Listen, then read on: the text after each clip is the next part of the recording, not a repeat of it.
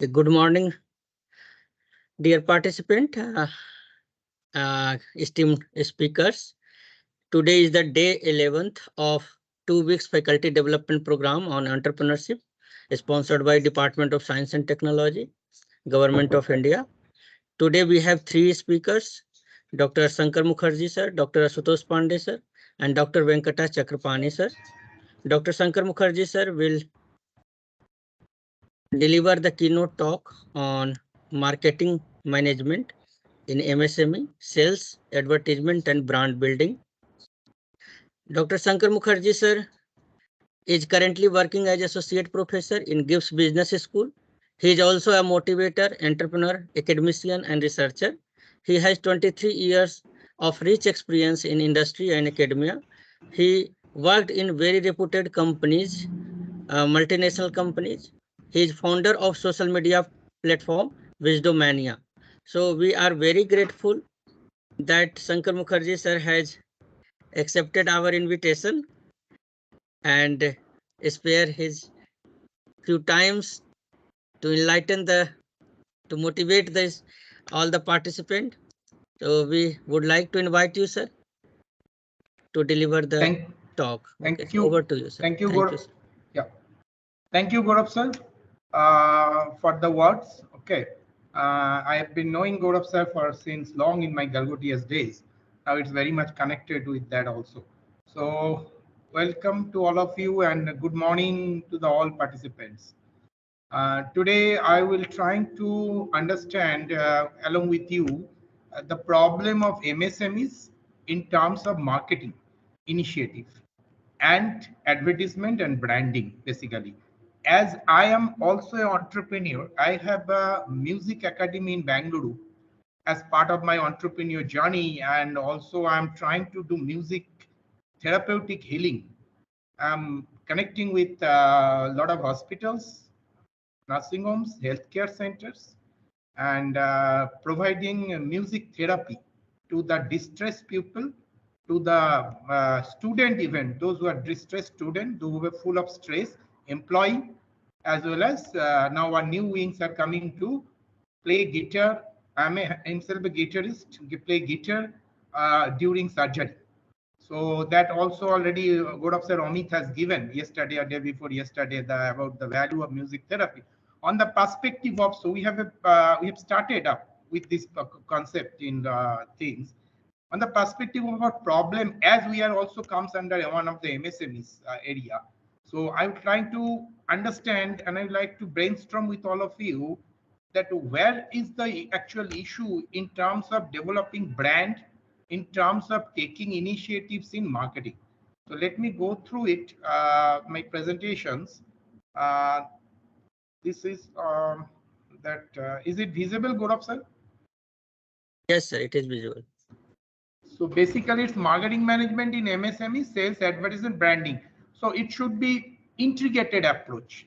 What is the problem in marketing management in MSMEs? So as to what is the problem in advertisement, how, what are the struggle they are making to make the brand. So let me go through that. MSME is all we know. The new definitions has been changed after 14 years since MSME Development Act came into exist in 2006. And it was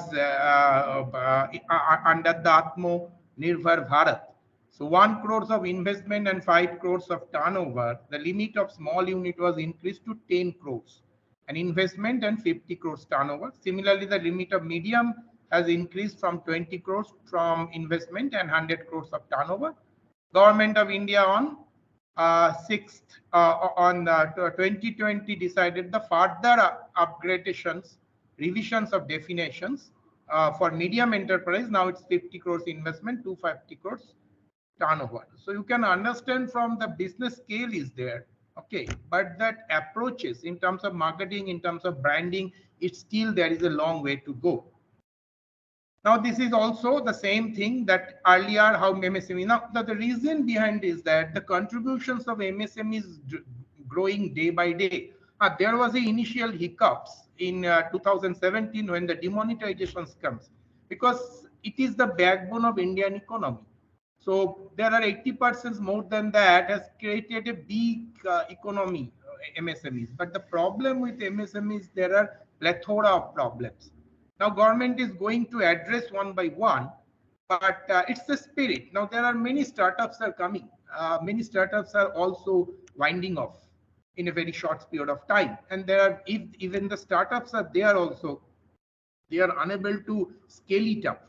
That's also a big issue. You have seen many recent incident, multi-crores turnovers of Baiju's, multi-crores turnovers of others, how they are suffering, okay, under the certain ecosystem. So as because of this is the contributions of MSMEs registered that of our GDP, okay, smalls, medium and micros, okay. So basically the micro enterprises contribution is very high. So, but small and medium also are surging very surging ahead. Okay.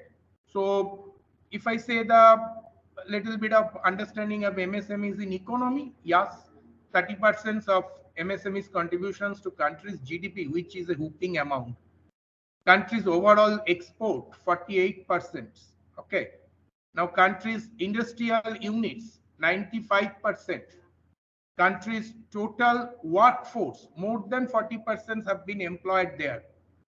So you can understand the magnitude, the spectrum that MSME contribute to our economy. And that's the reason when 2007 and after, there is a retrospective incident happened. 2017 demonetization, front crunch, or not, and that leads to liquidity. And that second is very important part MSME faced is COVID also. So back to aftershock has jeopardized some of the areas of MSME's entire infrastructure, but slowly it's moving forward with the support of government. Now, if you see that over India's topology of MSMEs, UP, Uttar Pradesh is having the highest share, almost 15%. Rest of 80% are covered by other state. There are West Bengal comes in second, okay, and there are other Rajasthans, Chhattisgarh and others, okay, Maharashtra also, Delhi 18% contributions. So UP is one of the major areas. So in the for promoting, there is a that's the government has come forward to promote many schemes for the promoting MSMEs in UP. One of the very major scheme, all you know that one district, one product, because some of my research scholars are doing research in PhD. She's taken the PhD of understanding ODOP impact of branding, ODOP impact of MSMEs make local to vocal concept. Now, and that's the Atmanirbhar Bharat, what Prime Minister's our dream project of make India self-reliance and reducing import, grow up, export. That's the one of the best way to reduce the current account deficits. Now, it says an incredible journey, yes, but there is a big challenges. Inadequate access to latest technology, that leads to a big hollow in marketing also, I'll come to that. Unavailability of credit, yeah, that's the lending part from bank side and also from the customer side. Procurement of raw materials, that are operational part. Absence of skilled manpower, that's another big issues in MSMEs. With a skilled manpower that can connect it to marketing. So good people and that I will say the best brain should come and should contribute and to develop marketing plan, program, design, updated themselves in order to enhance the branding of MSMEs. Now these are the prevalent challenges that faced by MSME. Scarcity of adequate infrastructure resource, that is going to be addressed now. That's one of the key components. Poor accessibility to the potential market. So understanding market, the market dynamics, the market topology, the market demand, it's one of the big challenge, and that's the identifying factor for developing your marketing program and promotions. That's also require consultancy support, research, development. That's also one of the area that there is a poor access to understand potential market. So we are into, so many MSMEs feel okay, that's okay, we have scaled it up to that, but that may not be potential according to that. So how they will get the data, how they will explore themselves, that's a big challenge for them. So if I consider this as internal and external challenges, poor project implementations, Quality also a big issue. Capacity utilizations that's require finance, inadequate finance, and training. As I told you, training, skill development, lack of strategy, labor problem. That's the internal challenge. Yes, strategizing yourself and scaling up with under a certain atmosphere, or having with a huge competitors market, because most of the MSMEs works in oligopolistic market. So there are more sellers and also the buyers. So, and in marketing terminology, I'll come to that. There is the high competitions, cutthroat competition. That's kind of red ocean strategy they are working, and they need to shift to the blue ocean marketing. Or you have to survive them, you have to scale it up their business. So that's require expertise. That's require consultancy. That requires investment in research. So that's require understanding the market scenario. So these are the internal factors that's really important for MSMEs to grow. So as to external factor, finance, capital. One of the biggest problem in MSME is infusions of capital. NPA also there, non-performing assets. So repayment, all major things are there. Working capital, a big area. I'm not going into that this financial sector, so I don't know about expertise on that. But yeah, this is quite common of long-term farms recovery. This is why external factor I have kept it out. Marketing, raw material, technology is very important part that integrate with marketing, and marketing is played a big role here as part of external factors also, and taxations, that's a different aspects. Okay, so if I now I'm going back to the area of what are the issues that MSME is facing in that marketing. So this is, I think, the problem of marketing is a gold approach. MSMEs, both manufacturing and service sector, will special emphasis on rural micro enterprise across the country, enhance marketing capabilities, competency of MSMEs, platform to showcase. So there are two parts. So basically, if I want to understand marketing from all, so let me have an interactive also, little bit of, I want to go for interactions also, Gaurav sir. So in that case, how do I understand from the audience if one or two answer? How do you conceive, how do you perceive about the concept of marketing? So basically, there are different forms, B2B marketing, C2C marketing. Now we are moving towards customized marketing and product development, product promotions, 4 Ps of marketing, connecting with another 3-4 Ps. So there are service marketing different, product marketing different. Most of the MSMEs working in manufacturing sector, so their product, they need to market properly and they need to market audience. So what audience feel of that marketing as a definitions perspective? Can anybody ask? Gaurav sir, can you moderate with that? Sir, shall I get the definition, sir? Yeah. Marketing is any activity where there is an exchange of goods and services, and also towards the customer satisfaction for generation of profit. Very good, sir. This is the customer delightment. Yes, sir. Today's marketing approach has completely changed. What Steve told 1985 when he developed Apple and he was being terminated from Apple board, that we cannot wait for consumer to develop our product and creating the demand. There are some needs, psychological needs, psychographical needs that consumer does not know. So we need to come out with that demand, design the product to cater the demand which consumer does not know. And then consumer will come up with that. Today's marketing is going to AI-driven product delivery. Today's marketing is going by ML-driven product delivery. So maybe I am as a consumer, I may not know that this product can cater to me. Long back, 20 years back, nobody knew that distilled water can be a product. So there is an abundance of water resource once upon a time in India. So how many people use distilled water? Now that also, Bisleri and others, they come out with that. Okay, now the 7,000 crores company, they have made it only by selling distilled water, packaged water. Now the problem is that has that expanded? It has only expanded that creating a health benefit through product has restricted with urban, not even rural space. So this is why there is a big gap. When you think marketing as a promotion of your product, that is one aspect. When you think marketing, to solve the problem of solve the problem of consumers, that's the other thing. That's called empathy. We have discussed many times of designing thinking in entrepreneurship. So one of the first point of designing thinking is connecting consumer with empathy. So that's many large scale organizations, they are quite good at, because they invest huge amount of money in research and development. But these are the big lacuna, because in the domain of MSME, they have a fund crunch, and they also don't want to take that, you don't want to invest in this area to understand. Recently, I have been doing one case, which has been, I have sent it to the London Case Cleaning Center. Hopefully, it will be published with one of my research scholar in Galgotias University. Understanding problem of MSME sector in Aligarh district. Aligarh is the Tala Nagri. Okay, lock. Link locks is very famous. So when I went and meet with their promoters, my research scholar went there. She is there in the group today.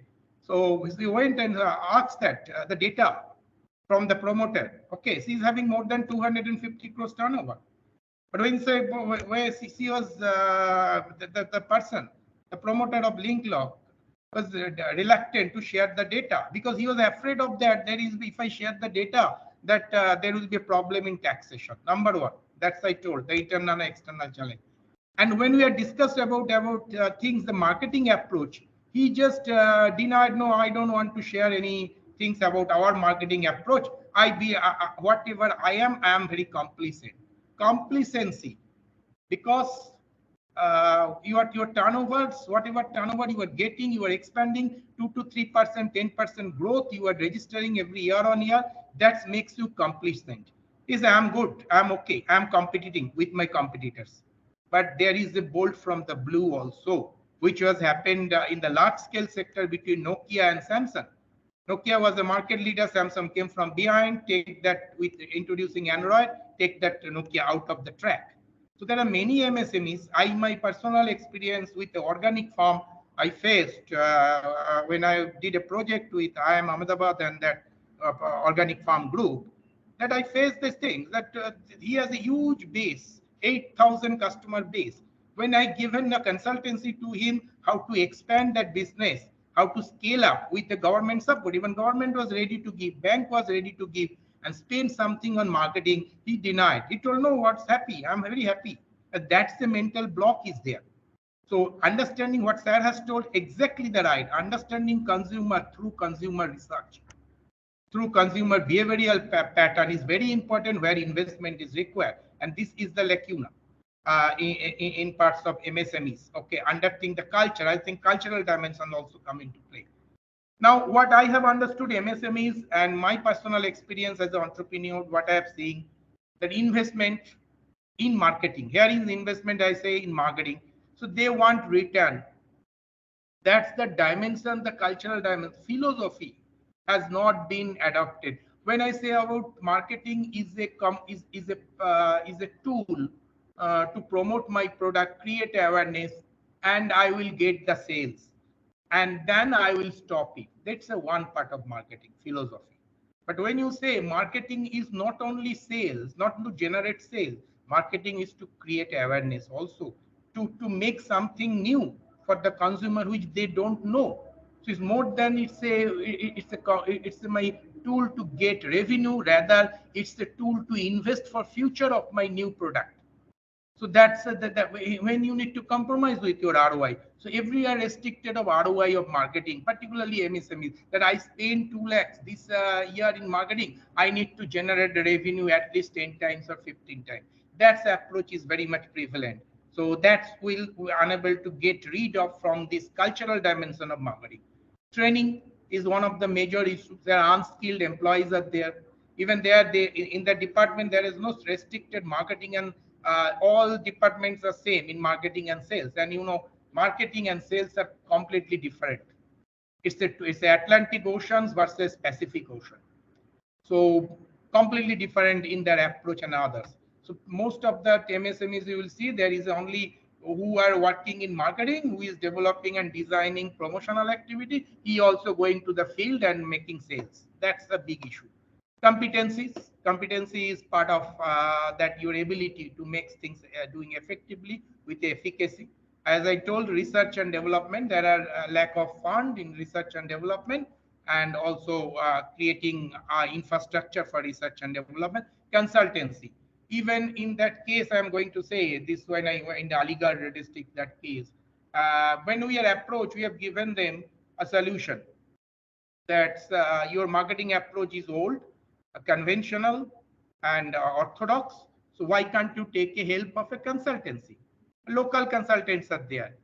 He abruptly denied, and he did not know that yes, there is a consultancy who can help me better. Because whenever, yes, if he also believe that consultancy is there, there is another issue will come. No, why I should invest to a consultant?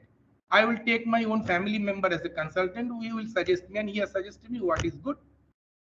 So knowing, I will say it's a part of a little bit of illiteracy in terms of getting this what's happening in there around the world. That's also not giving or driving them to come out with this aspect. So there are turnovers are good also, not in that, not so bad, but investment is marketing as poor as that. So these are the major challenges. Now, in order to overcome these challenges, if we ask support from government, government has come forward to help to build up the brand image. So there are two schemes. Okay, the dawn of a new era, I will say, from the Ministry of MSME, International Cooperation Scheme. Okay, ICC, ICS scheme, and Procurement and Marketing Support Scheme.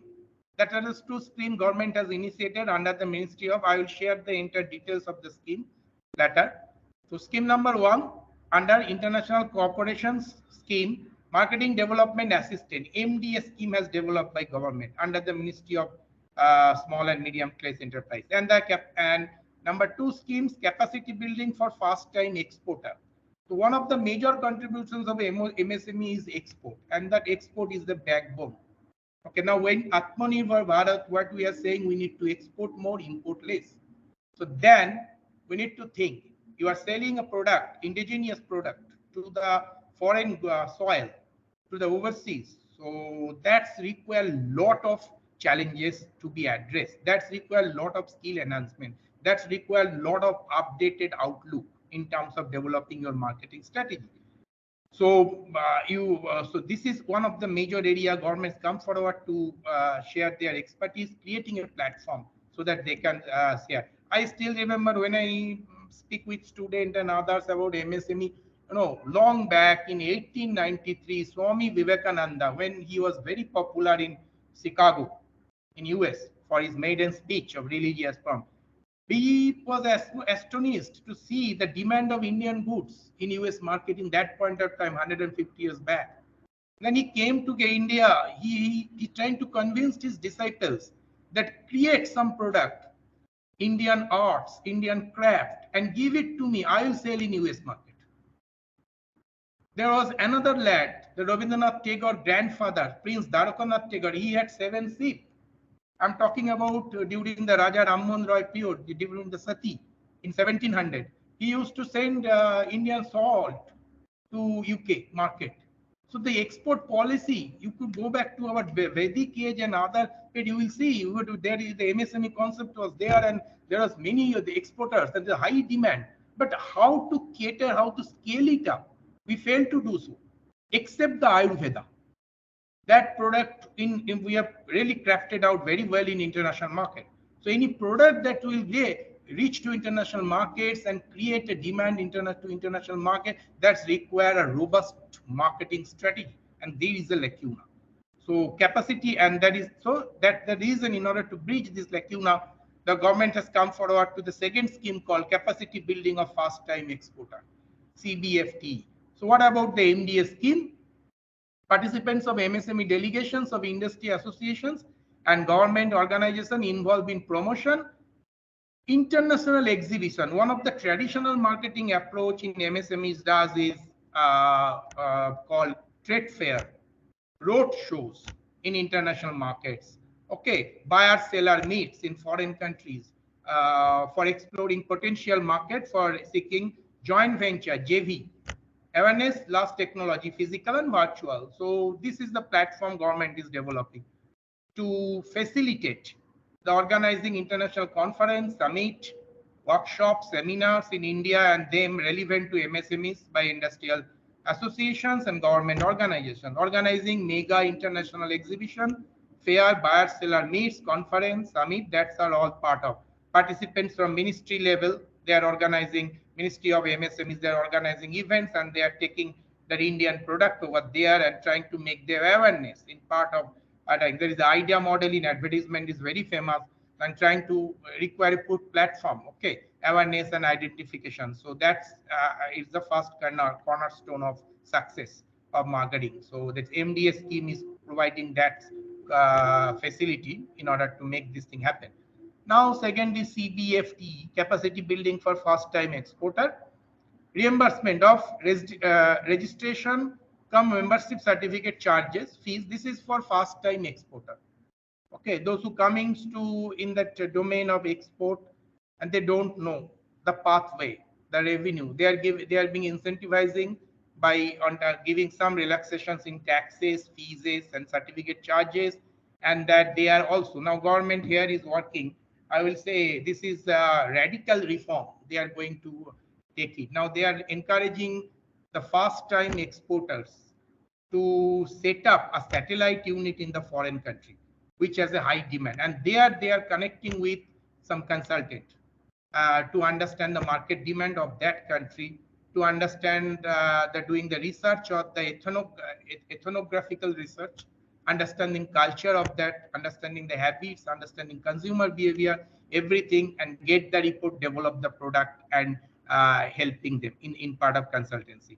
So this will encourage MSMEs to produce and offer product service international standard.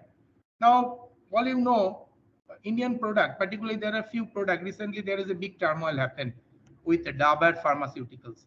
So the pharmaceutical product, we have many patented, we have generated, but ultimately we are unable to sell in the international markets. The trust, the lacuna. In Gambia, just 2 years back, there are many people have affected in African country, in East Africa, with cough syrup manufactured by Indian. A lot of turmoil happened. So the trust, the building of trust to sell the product in international market it's required. To how to develop trust through research, through R&D. That as a big gap. So then here is with this scheme, government is trying to bridging the gap. This criteria, anybody can go and see ic.msme.government.in, can have the details. This is the address, Undersecretary, a phone number, email ID also there, Neelam Sharma. She is looking after this area. IC scheme provide financial assistance, reimbursement basis for airfare, space, rent, flight charge, advertisement, publicity charge, entry registrations, membership certificate charge, government institute, register industry association, export promotion council, associations with the promotion. Here I will request to Gaurav sir to showcase that one PDF I shared with all of you to understand what are the scheme. Can you share, Gaurav sir? Yes, sir. Sharing. Is it visible, sir? Yes. Government of India, Ministry of Small and Micro Enterprise. You see, you can download this PDF and can see what are the helps that MSME can get in terms of incentivizing, in terms of, you see, MDS scheme is there, CBTF there, ID scheme is there, framework for international market intelligence disseminations. Market intelligence reports are very important because it's very international market is a very technology driven market. I have seen in that there are a lot of things and many people have seen the distribution. Just giving an example, in international market, the distributions, where the distributor you will find, I'm taking an example of tire in automobile sector, where if you go to a distributor in the retail and wholesale market in Indian micro space, you will feel they are still at very nascent stage. They have only one shop, they are selling the product. But when you go to international market, you will see the distributor, they are completely digitalized. They are itself is a B2B concept. They are itself is a big organization they set up. So that's create the infrastructure. So if you are Indian product going to sell in the international market, he has to match with the standard and match with the business intelligence. So that's the reason is very important and it's equivocal in order to understand international market and understand their perspective. Okay, Gaurav sir, you can share it later to all or anybody can Okay. do it also. And this is the address I have given and you can contact if anybody is willing to do that. Now I'll come to that. Now, what is that issues? Now, I will ask first, then I will go to the branding exercise and advertisement to conclude. I would ask Gaurav sir to all.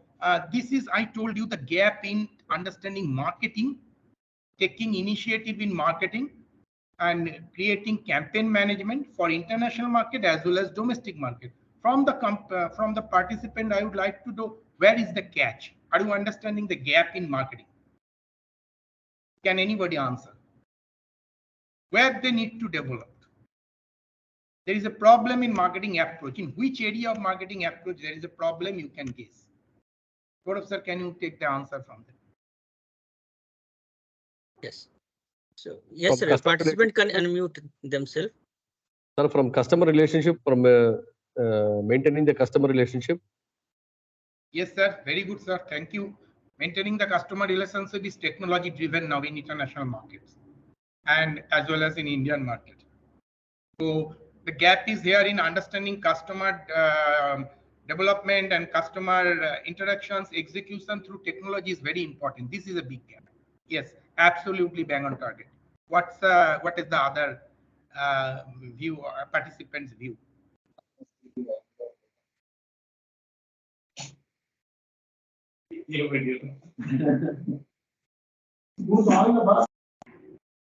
Gaurav sir, can you take on behalf of participants? Yeah. Sir, Please unmute yourself.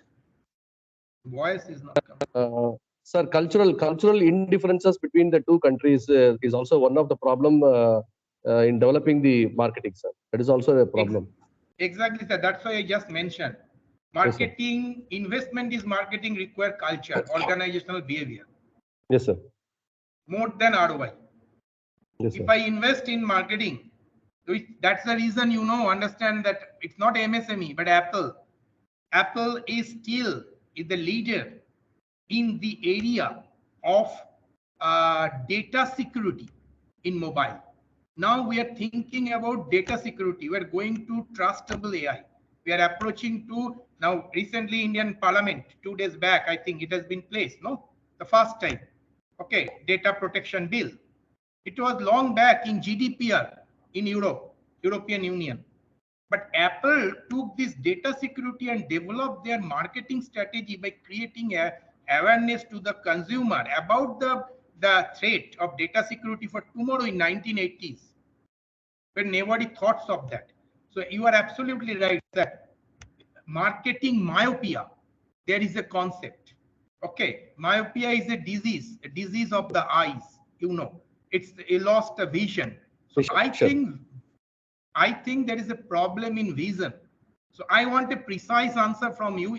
Sir has told very vibrant and two very vital points. What are the another point? There is a missing link in marketing myopia. This is a myopia of marketing for MSMEs. Where do you think?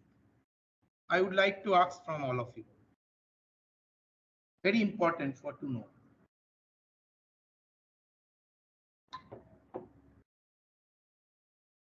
Gaurav sir, can anybody answer?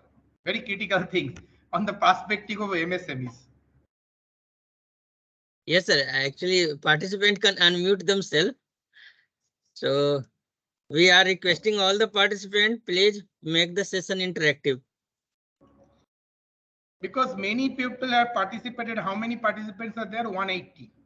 I hope that at least 10 to 15% start their family business comes under MSMEs. So they should understand, they should have the pain. When I was in Symbiosis, before Galgotias University, even Galgotias University also, I used to ask many students that what your father does, what is the business? They used to come and say, I tell you, after doing MBA and BBA, how can you transform your family business? They told, father don't agree with me. Father still see, I am a novice, I am a greenhorn, I don't know. I am not able to take decisions in terms of marketing investment. I am unable to convince my father. This is a cultural gap, as Sarah has told. So this is the biggest area of MSME. If a son completing MBA and BBA advising father to invest in marketing and to do marketing differently, fathers, mother or family members don't agree to that. Because they are growing their business from scratch and this is developing, accelerating, so they are very happy. Are you getting all, Gaurav sir? Is it understood? Hello? Yes, sir. Yes, sir. So can you get the answer? Where is the major gap? Sir has told 2 gap. Another major gap is there still. Can anybody give answer in terms of marketing approach?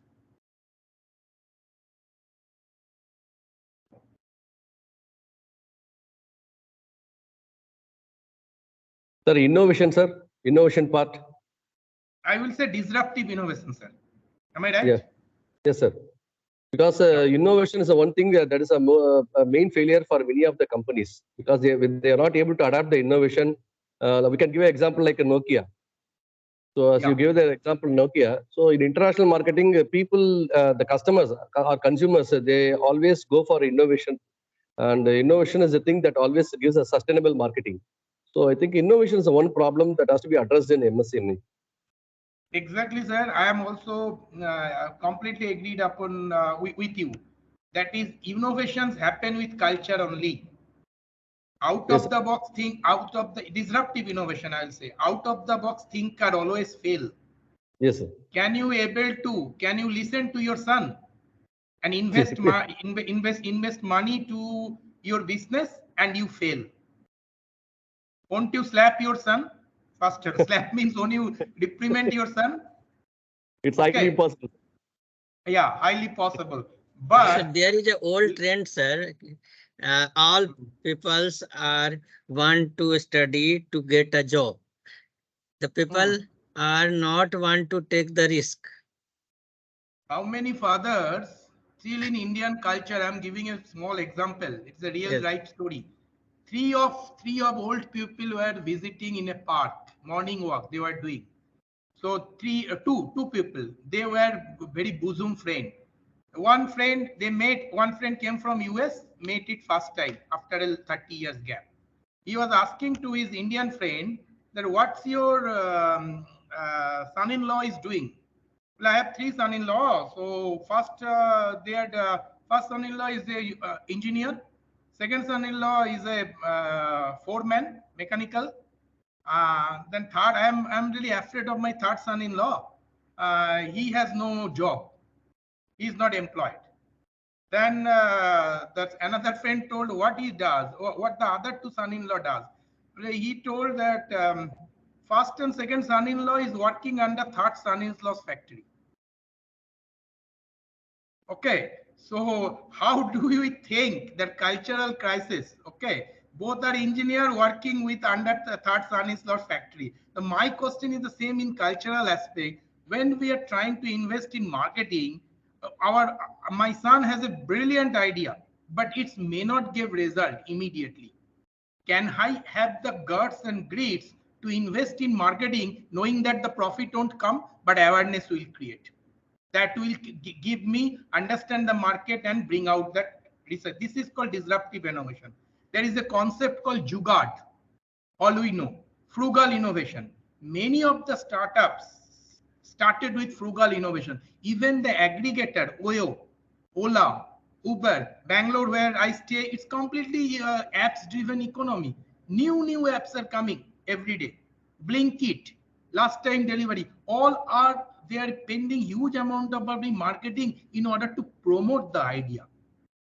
So this is the major gap. So if you want to be jugaad, you want to be frugal innovation, as Sir has told, you have to ready to have initial loss, your initial in marketing expenditure. That is not there. Now that generate branding. What are the major problems? So branding, all we know what is branding. I'm not going into details about the branding, but what are the problem in branding in MSMEs? They are unable to differentiate themselves in saturated market that I told. Here is the one more things I will try to add. So there are two types of marketing strategy called red ocean strategy and blue ocean strategy. Most of the MSMEs are rubbing their shoulder in red ocean market where there is a cutthroat competitions. They are unable to promote their marketing approach in order to make a differentiate within the competitors. That's the biggest challenges. Okay, so but there are successful some company. They are also taking care of that. I was going through this case study of that I felt the same thing. There is a link lock company in Aligarh making is the #1 market leader, 250 crores turnover. But he did not know Chinese firm has captured his entire market by developing and designing their product and promoting it differently. And this is why the differentiations take a big gap. You cannot differentiate yourself in a saturated market either until or unless you are well aware about the market development, latest trend. Building trust and credibility leads to that. If you don't know the market well, you may develop your brand, but it cannot enhance trust and credibility. Influencing perception and enhancing value. That is another area. How to create perceptions. You have been perceived by you, not by your consumer. That's a big challenge. And that's why marketing is, the objective of marketing is making delightment. Okay, not to detachment. Facility, connections and loyalty. Brand loyalty play a big role. Brand loyalty only happen when you provide the ecosystem create. Attracting talent, very few people. That's why I told in MSME sector, they recruit one people who will work in marketing and sales both.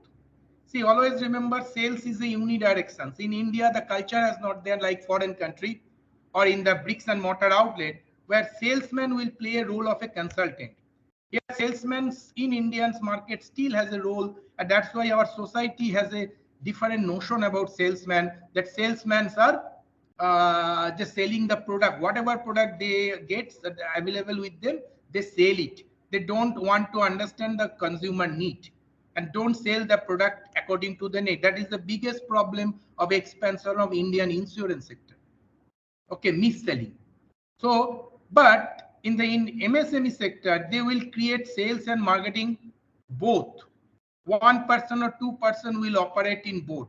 On sales and marketing, there is no separate department. That's the biggest, there's a cultural dimensions of that. That's the biggest inroads. Now, one thing everybody has told. Now, the last things in case of branding, advertisement, and promotions in MSMEs, what are the major gap? Which area they should invest in much more in promoting their gap? So, from the audience, my last question, then I will conclude it. Gaurav sir, I want to ask from all the audience. Everybody has told them disruptive innovation. Sir has told some investment. Sir has told which area of marketing they should promote more, which they are still far away. Can audience say?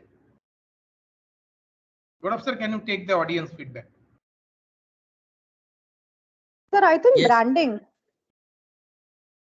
Branding, though they are doing, but branding is not being optimized. Branding are what area of marketing they have a big gap in order to optimizing the branding also. You are right, branding is there, but whatever branding they have done, they are unable to optimize because of certain area. Which area still unexplored in terms of marketing investment, marketing others. I have faced the same thing in Aligarh district, as I told you again and again. I'm saying I have suggested them then this is the area. Otherwise, they have created link lock, all you know, 250 crores. They are exporting. Their main international markets in Dubai, Lebanon, Syria.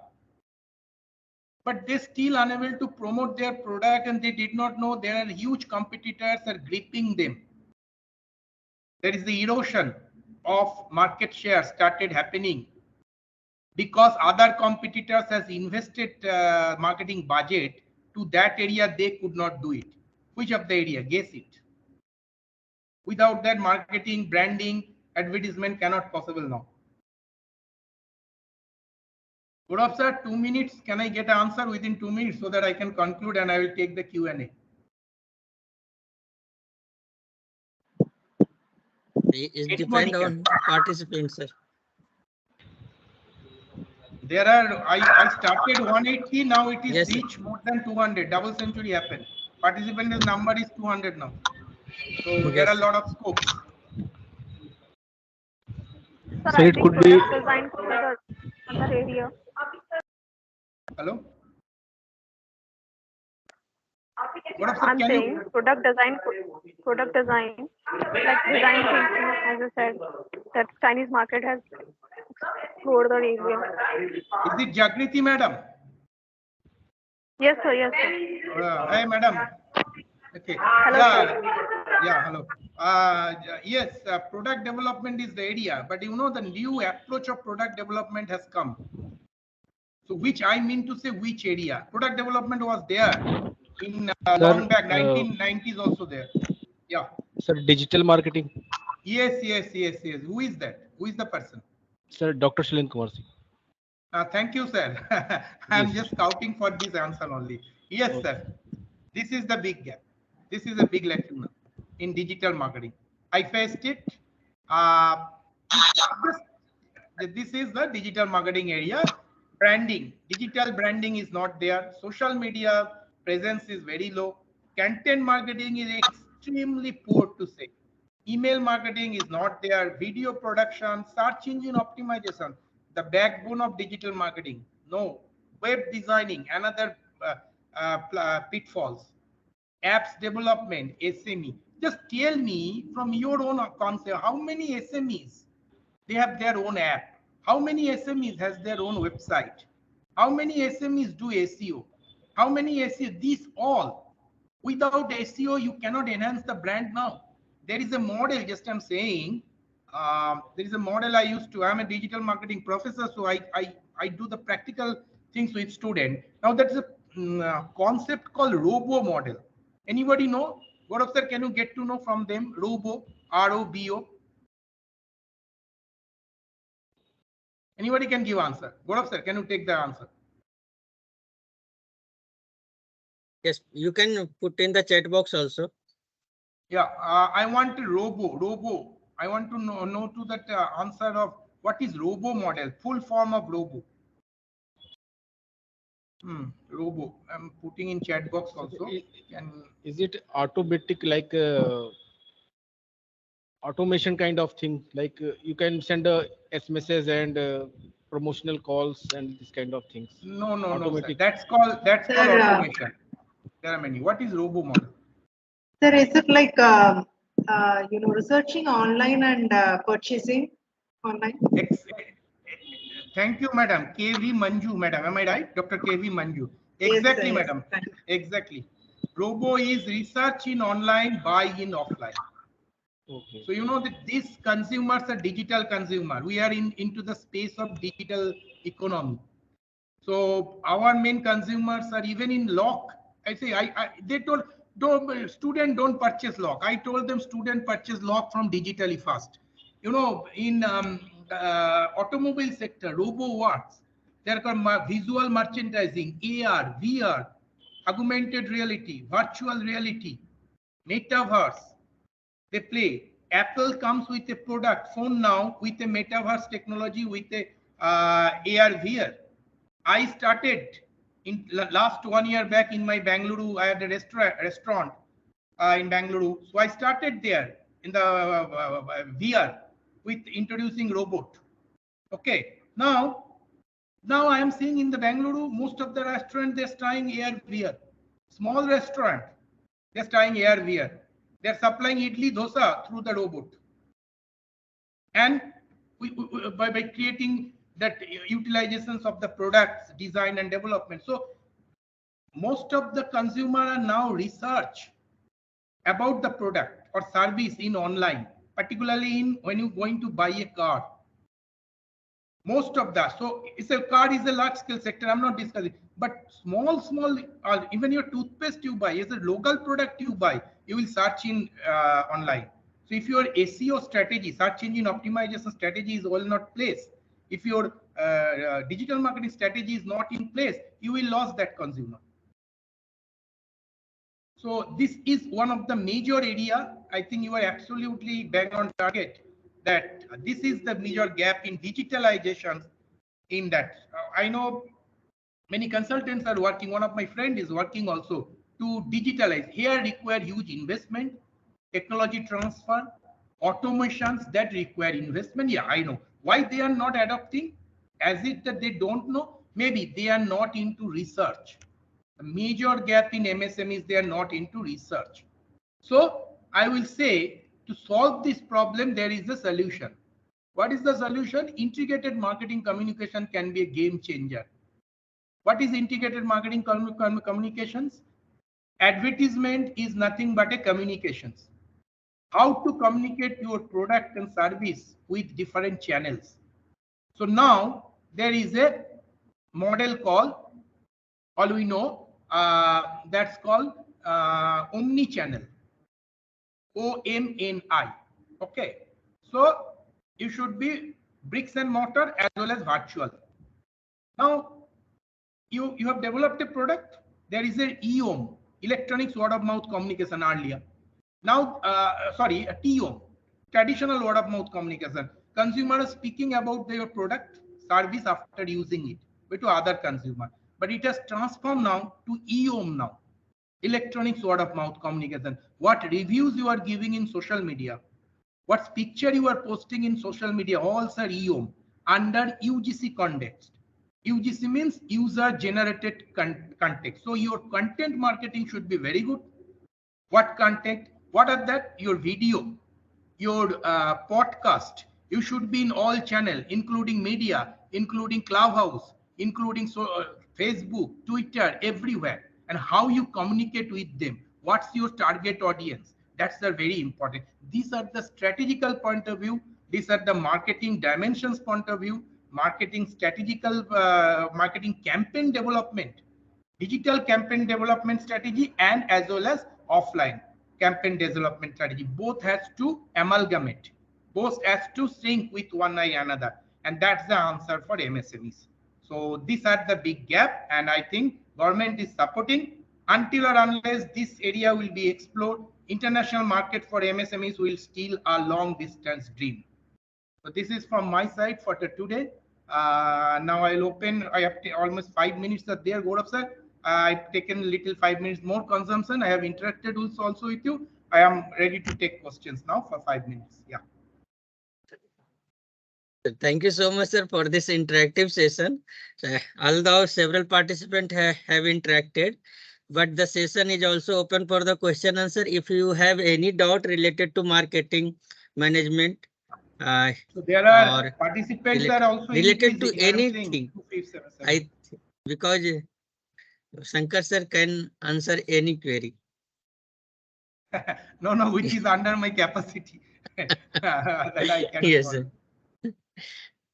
If I don't know any, if you ask the question, if I don't know, I will get back to you. Give me your phone number, I will call you and get the answer. I'm a good learner, that I can say.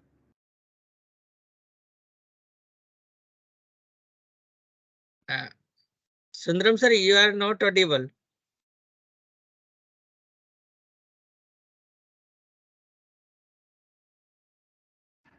Good morning, Ashutosh sir. Ashutosh sir has joined also. Ashutosh sir can put some questions. Ashutosh sir is an expertise in this area. So I am ready to take answer, ready to take the queries, because I have seen from my point of view, which I am as a researcher and consultant, that MSMEs, the big gap is mental block. There are funds are there, government scheme as I showed to you. They connect.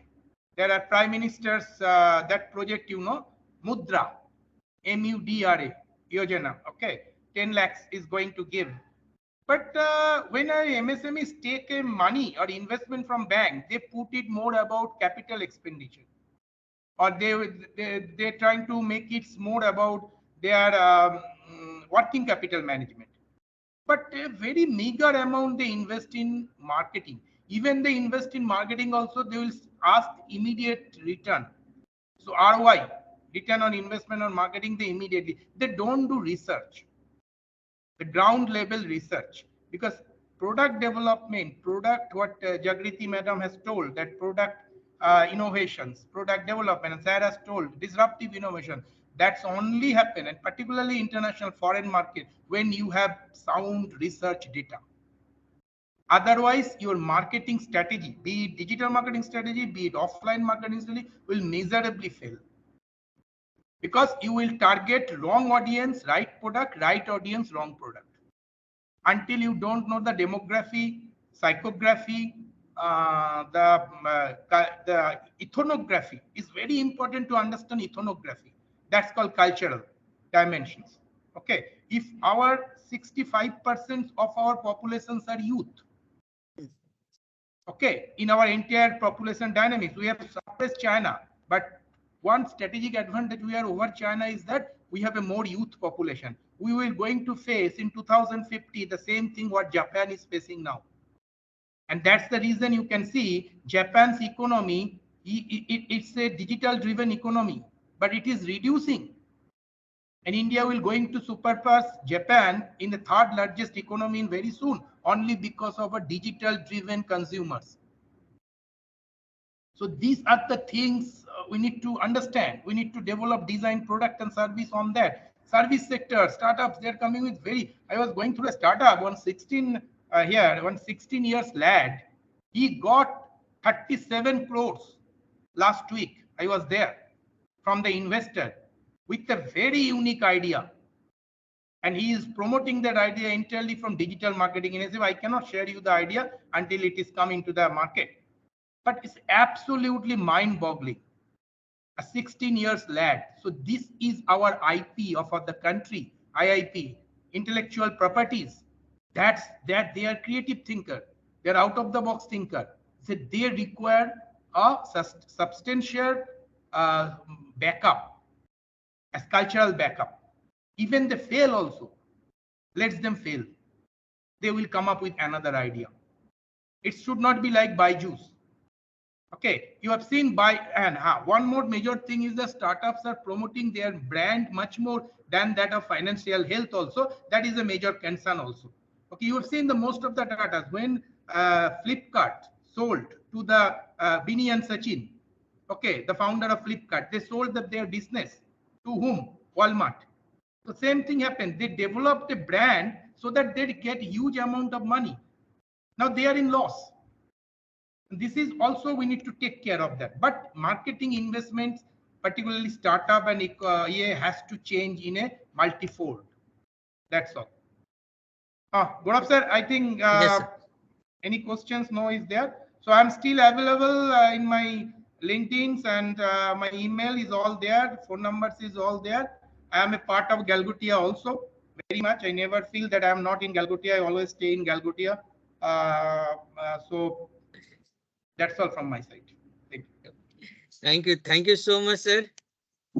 Yeah. So, although this memento cannot be way to express our gratitude to you, because you have helped me a lot during the drafting of TDP and this FDP. You were the backbone of for executing of all the projects. So kindly accept this memento of gratitude. Thank you, sir. I do accept it. I acknowledge it from my heart. And also, without you, that journey could not have been possible. So I owe to you also. Thank you, sir. Thank you. Thank you so much, sir. Okay. Sir, so shall I ask you one last question, sir? Yes, please. Yes. Sir, this is a question like now there is web rooming, showrooming, everything is going on. Now AI is interfering in all the areas of business. Now, what do you think will be the future of marketing when AI intervention is there? See, that's why I told marketing is heading towards customization. in product customization, service customizations. Okay. Now, when you buy a product, okay, how can you have a customized product? You want to buy a sari, okay, from a boutique. They will give you 10 or 50 saris. You need to pick up out of that. Can you tell the boutique that this design I want within 1 hour? I want to put my picture or my mom and that picture in the sari. That's coming up. But within that, can they make it? No. Can they have the data of you? What's your preference? How your idea? No. They are giving choice, not selected choice. So AI will help here. And don't, I'm not a pessimist. I'm a very optimist about AI. I am working with AI now. Okay. AI is being designed and developed by human brain. Just understand, AI worked on algorithm. AI worked on regression analysis. AI worked on statistics. Okay. AI, if AI is a competitor, then human will find an alternative. Human brain has 2% explode. 95-8%. I will say AI will help to expand human creativity more. AI is a tool will help you, but your marketing plan, program, design, campaign management, that's your left brain will design. What AI will help you in marketing? AI will give the right data, your choice, your preference, your behavioral aspects will be captured by AI and share it to the marketing manager, brand manager. They will design and develop product like a customized way. That's that's it. Am I able to clear to you? Thank you, sir. Thank you, sir. Thank you, sir. Ashutosh ji, namaste. How are you, sir? Yeah, fine. It was nice interaction with you. Yeah, thank you. Yeah. I am waiting my finger crossed to listen from you. Sure, sir. Sure. I'm here for the next 50 minutes. Yeah, over Yes. to Gaurav, sir. Yes, sir. So, dear participant, our next speaker has joined, Dr. Ashutosh Pandey, sir, who will give the keynote talk on market analysis, marketing strategy, and risk assessment. So, we are very grateful to have Dr. Ashutosh Pandey, sir, as a keynote speaker in this FDP program. Dr. Pandey, sir, earned his doctorate in marketing from ABB Indian Institute of Information Technology and Management, Gwalior. He holds a UGC NET management qualification and has worked in industry and academician for over 10 years. He has taught postgraduate and executive student about business research method, advanced marketing research, service marketing, marketing management, consumer behavior, and structural equation modeling. His research has appeared in many prestigious journals, including Environmental Development and Sustainability Journal of Quality Assurance in Hospitality and Tourism, as well as International Journal of Tourism Cities. He has worked as a visiting professor at IMT Ghaziabad and the Indian Institute of Travel and Tourism Management in Gwalior. He has been a resource person for several qualitative and quantitative research workshops hosted at the respected organizations such as NIT Allahabad, NIFTM, Sonipat, and invited speaker at the AICT sponsored faculty development program and many more programs. Dr. Pandey, sir, is currently associated with FORE School of Management, New Delhi, as an assistant professor in marketing area. So we are inviting you, sir, to deliver your talk. Over to you, sir. Thank you, sir. Thank you. So this next 50-55 minutes I'm having, I will, without wasting time, I'm sharing the screen. You can take 1 hour, sir. Sure, sir. This is like my topic which has been given to me. Market analysis, marketing strategy, and risk assessment. So basically, this topic would be helpful for people who are from different trades, who wants to do the business, who want to start their entrepreneurship journey. Though it's also helpful for others who are into the industry. Let's start this. So when we talk about market analysis, what do we mean by that? What do we mean by that? So I'm just giving one example. Suppose you have some business idea in your mind. So you want to start a water bottle company, like someone has a plan that they want to establish a plant of water bottling, mineral water bottling. Before moving in the market, so market is a place where transaction takes place, where the buyers and seller meets together. That is market. So before moving into the market, you have to follow the market analysis. So what does this market analysis actually mean?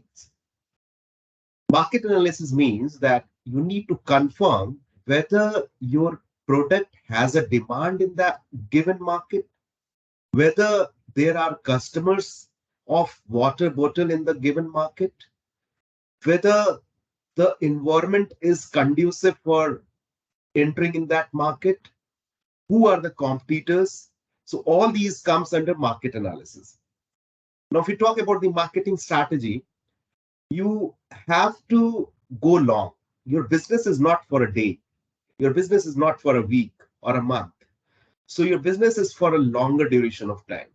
So how you're going to sustain in the market, this is the way marketing strategy tells. What should you do? That is the thing which marketing strategy tells. And if you talk about the risk assessment is like whatever we are doing, there are certain diversity. Like we when we have a plan, it is not achieved 100%.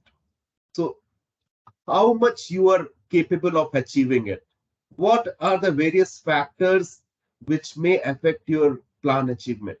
So you're trying to assess the various types of ways to manage your overall plan. So we'll see this risk assessment in detail. So let's come to the market analysis. So before moving into the market, you need to ask few questions. You have to have information about your industry. Like, for example, if you talk about the you're launching a water bottle, so you should know the mineral water industry, what they are into, who are the customers, and who are the competitors, how many other people are selling this water bottle, and many other market variables will look into. So basic questions which should come in your mind, it should be like, who are your potential customers? Who are going to buy? What are their nature? What are their taste and preferences? Where you are going to sell? Who are the target market? Where is the target market? Whether in India, is it a north region, there is a south region, or it's a pan-India? What's the target market you're having? And why the customer is willing to pay? Why you have to find the reason behind. So is it just a thirst? Is it a brand? Is it a need? Is it a necessity? Is it a prestige thing? It is a status. What kind of things is attached with your product purchase? And who are your main customers? We'll look each of them. So for market analysis, you need to understand two things. First is KYI, which is known as Know Your Industry. And the second is 3 KYCs. So you must have heard about the KYC. KYC means Know Your Customer. That is a common in the banking industry or wherever your finance is termed nowadays. Without that, you cannot move ahead. If you're investing in mutual fund stocks or you have a bank account, there is a KYC norms. So connect with the same concept. There is a 3 Ks like KYC, know your customer, know your competitor, and know your company. These are the 3 KYC you should know about. So let's start with the first KYI, that is know your industry.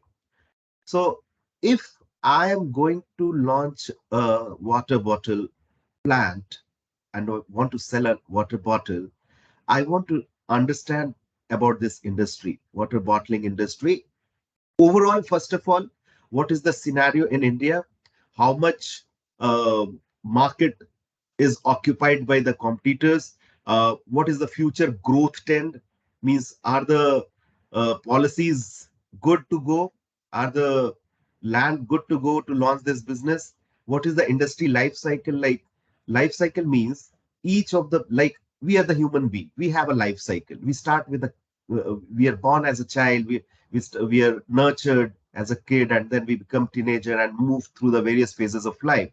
and then old age comes, and there is an end. We are not immortal. Everyone is mortal. So similarly, the industry also has certain life cycle. So this life cycle keeps on continuing. So it may be in one phase in one place, it may be in another phase in some other place. So you need to understand whether it's in the introductory phase, whether it's in the growth phase, whether it's a saturated phase, whether it's a declining phase. You have to understand that life cycle. So what are the demand for the products? Are people readily accepting the product as a water bottle? Are they ready to spend 20 rupees per liter? If not, then what's the reasons behind? Then who are the people who are buying this product? These all demand for the product has to be analyzed. And what are the various forces which are affecting the industry evolution? Like this water bottle plant which you are going to put into somewhere in the region is decided by you. What are the various limitations? What are the government rules, regulations, or other things which may put impact on your decision? So these market analysis is important before jumping into the business. You're going to spend lots of amount, lots of money. So that was the first KY. Then the second KYC. Then let's come to the KYC. The first KYC is know your customer. So when I speak about customer is a person who is attached with your product, who is attached with your brand, who is advocating your brand, who is purchasing your brand, who is criticizing your brand, who is complaining for your product. So just think like your family. In your family, sometimes your spouse, your child, your relatives, whatever, they might be motivating you, they might be encouraging you. Sometimes they complain you that you are not doing this thing good. Similarly, customers are there. They worry about you. They also have a kind of aggressive behavior. So you need to understand everything about them. So from where they are buying, why they are buying, what are the locations, what are the demographics, uh, what are their characteristics, their personality, their how they behave. All these things you have to find. So what is the target market size? How much market share has been occupied by the connected companies, and how much market share is left apart? So what is their purchasing power? Like how much they are ready to spend? Do they have the purchasing power? If you see that India is being preferred as a largest country for the sake of purchasing power, companies like Apple iPhone, who never saw this country as their market 10 to 15 years back, now they're establishing a plant here. They're establishing a industry here. So for the manufacturing their own mobile phone in India, make in India. So see this, you have to understand the customer by segmenting them. So there are four basic way to segment the customers. You can segment them according to the geographic region in which they are living. So if you're going internationally, so it can be the country size. If you're international, you can be go with the city size, population, climatic conditions, all those are required. Then if you're going with the demographic, so your product might not be targeted for everyone. It may happen. Like it's specific, you are making the toys. You want to enter into the toys manufacturing business. So toys are only for the given segment of customers. They may be the kids, childs, or maybe the teenagers to the certain specific age. So you have to understand their age, gender, how much they are into nuclear family, joint family, what are the lives, all these incomes, occupation, these you need to understand, because ultimately you are not making them a one-day sale. You are trying to get a relationship with them, and that relationship is going to continue for a long term of life. Then psychographic again, what are their social status, how much they are readily able to pay, their purchasing power, how much their lifestyle.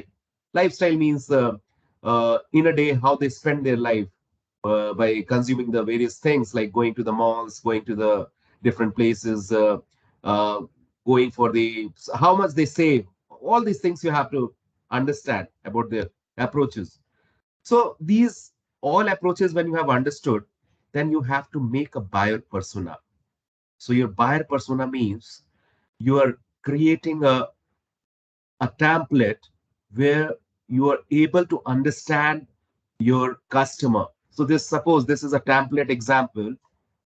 This is an example of your product. Suppose if you are going to launch a organic product for increasing the means whatever bad lifestyle people are living, like they are not rising early to bed, early to rise. That is not a concept nowadays. Vitamins capacity is falling down. The food intake is going down. So you have understood the gaps in the Indian uh, for the youths or for the people who are going to the offices. Now you are launching an organic product, the capsule. So now this product has certain specific customer group. So you are making a template knowing their background, what are their demographics, age, gender, all those things, where they come from, their city, locations, everything. Then what are the goals of them? Like, are they very inspired? They are the business family. They are the people who are going to offices. What are their goals, achievement? All these things has to be written. What are their hobbies? Are they shoppers or are they avid interest, having the online interest, surfing to the different e-commerce websites? Are they players or what are the things? What are the challenges when you are meeting with them? All these buyer persona helps you out to know your customer in a better way. Then the second thing comes into picture, know your competitor. Again, when you're doing a business, you should know where you are doing business and with whom you are doing business. So where you are doing business means like what is the location, what are the places, all those, uh, and from with whom you are doing, you should know the neighbors. So neighbors, like, who are your competitors? These, if you are not understanding, you may lose the background. So there are two kinds of market. If you understand with the competitors analysis, there are two kinds of market. One is like uh, commodity hell market, where similar kind of products are being sold by many of the people, like mobile phones, restaurants are there, and each are selling the same, or water bottles. Each people are selling the same thing, same kind of products. And the other one is like a unique kind of market where we say that is a blue ocean market, where there is a kind of USP you are giving to the customers. They are attracted to your services, and there are there are nil customers or very few customers in that, competitors in that. So competitive analysis, what you have to do, you have to analyze the competitors in various ways. Here a few steps are written. Like, first of all, you have to go with the identification of product and services you want to evaluate. Like, you cannot go with the evaluation of all the products in the market. It should be very specific in nature. Like, specific means which are connected to your product offerings, what you are offering. Are you offering a organic capsule for increasing the vitality of a person who is doing the day-to-day job from 9 to 5 or 9 to 6, or something else? You want to increase something else. You have to be very specific, and then seek direct competitors. Who are your direct competitors? Direct competitors are the people who are doing the same business. So if you are selling car, so your direct competitors will be all other people who are selling car. So if you are selling Pepsi, if you're selling cold drink, so suppose Pepsi, the direct competitor of Pepsi is a Coca-Cola. So you need to identify that. So direct competitors are also known as brand competitors. Then there are certain indirect competitors. You need to understand who are the indirect competitors. So indirect competitors could be the product competitors, or the replacement competitors, as known as generic competitors, or total budget competitors. What are the product competitors? Let's take the example. Suppose if you are selling a Pepsi in the market, so brand competitor is a Coca-Cola, but the product competitors could be Amul Lassi, or you may say that the other cold drinks which are available in the market, the calorie deficit cold drinks, those could be the product competitors. Then generic competitors, it happens if suppose if you're selling a water bottle, so that water bottle can be of Pepsi brand or a Coca-Cola brand. which are sold in the market, in the grocery store, at the places where is. So that is a brand. But generic means you can have the same water through the tap water. You can have the same water without free of cost. That is a generic competitor. So total budget competitor. These total budget competitors, if I am a family, if I have a family and I have a budget of 5,000 per month to invest in a grocery, and in that grocery, if I have given a cold drink as one of the component, so apart from, if I'm not investing in on cold drink, suppose in a month, if I'm not investing on cold drink, then what are the other things in which I'm investing?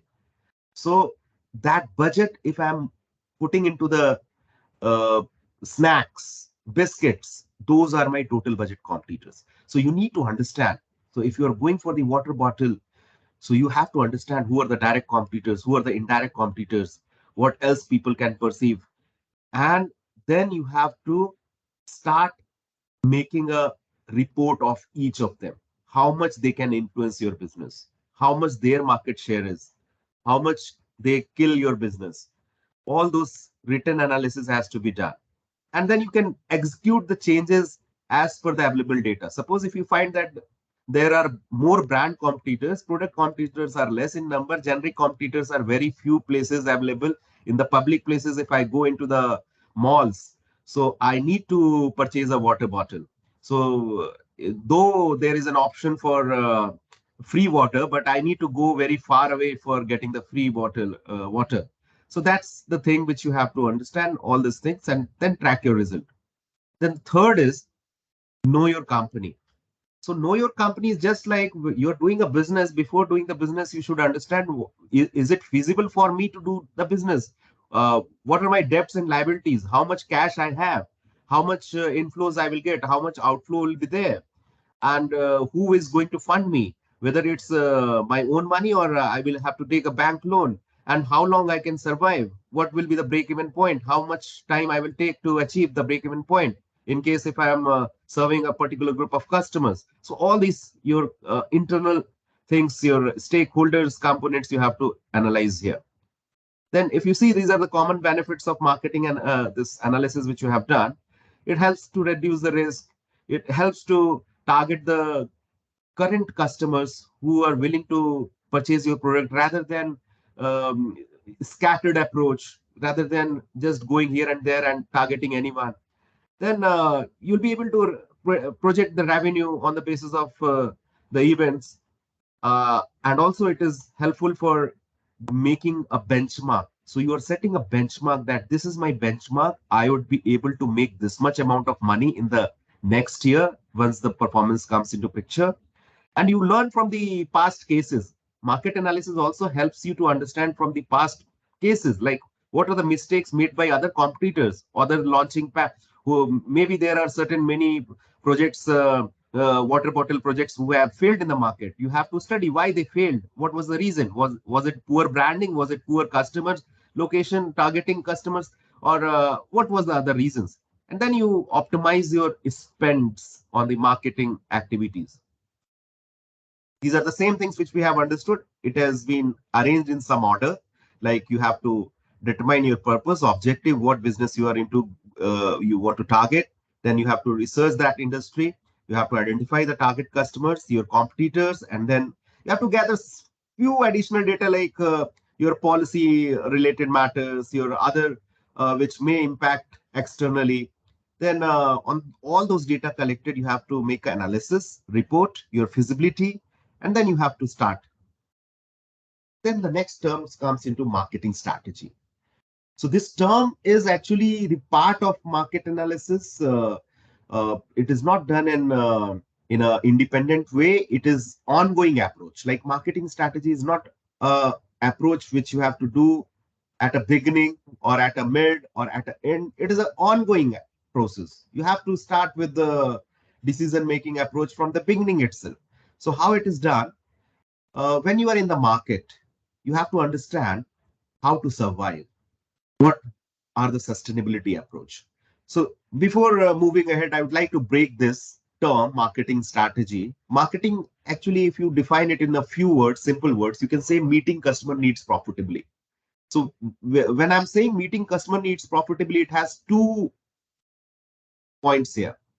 So you are satisfying the customers also. Customer also do the cost benefit analysis. They understand, they purchase only those goods in which they feel like I'm getting more than the amount which I'm paying. So if I'm buying an iPhone, I will buy only, I am ready to pay 1.5 lakhs rupees, because though there are many other companies like Samsung or OnePlus or many others which are starting from 10,000 to 1 lakh range, then also I'm spending 1.5 lakhs, because I understand that my cost, whatever I'm putting in, the benefits are more than that. Benefits could be like security. I'm more secured with the iPhone. I'm having a snob effect, like prestige, status. Whenever I'm flashing my iPhone to some people, they get means there is a status arranged to it. Like they take me into some other category rather than if I flash a 10,000 or 15,000 mobile in my hand. So these are the things which you need to understand. And the other part is the company also needs to meet the profit.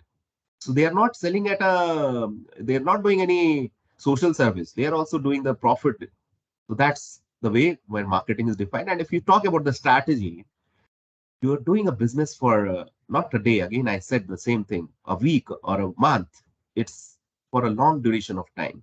So strategy helps you to achieve and reach your goals in a long term.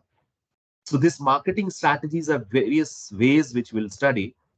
So it is a business game plan. If you take marketing strategy altogether, it's a business game plan to achieve the customers, to maintain the customer, to sustain the customer, and to provide a value proposition which is not being provided by other competitors. So this is a marketing strategy. How? What are the components of marketing strategy? If you see, you should understand your target audience. So there is a way which you have seen segmentation. Now, segmentation deals with you have known your, you have understood who are your customers. And now you have to target the specific customer. Suppose if you have a segmentation of age group like 10 to 18, 18 to 25, 26.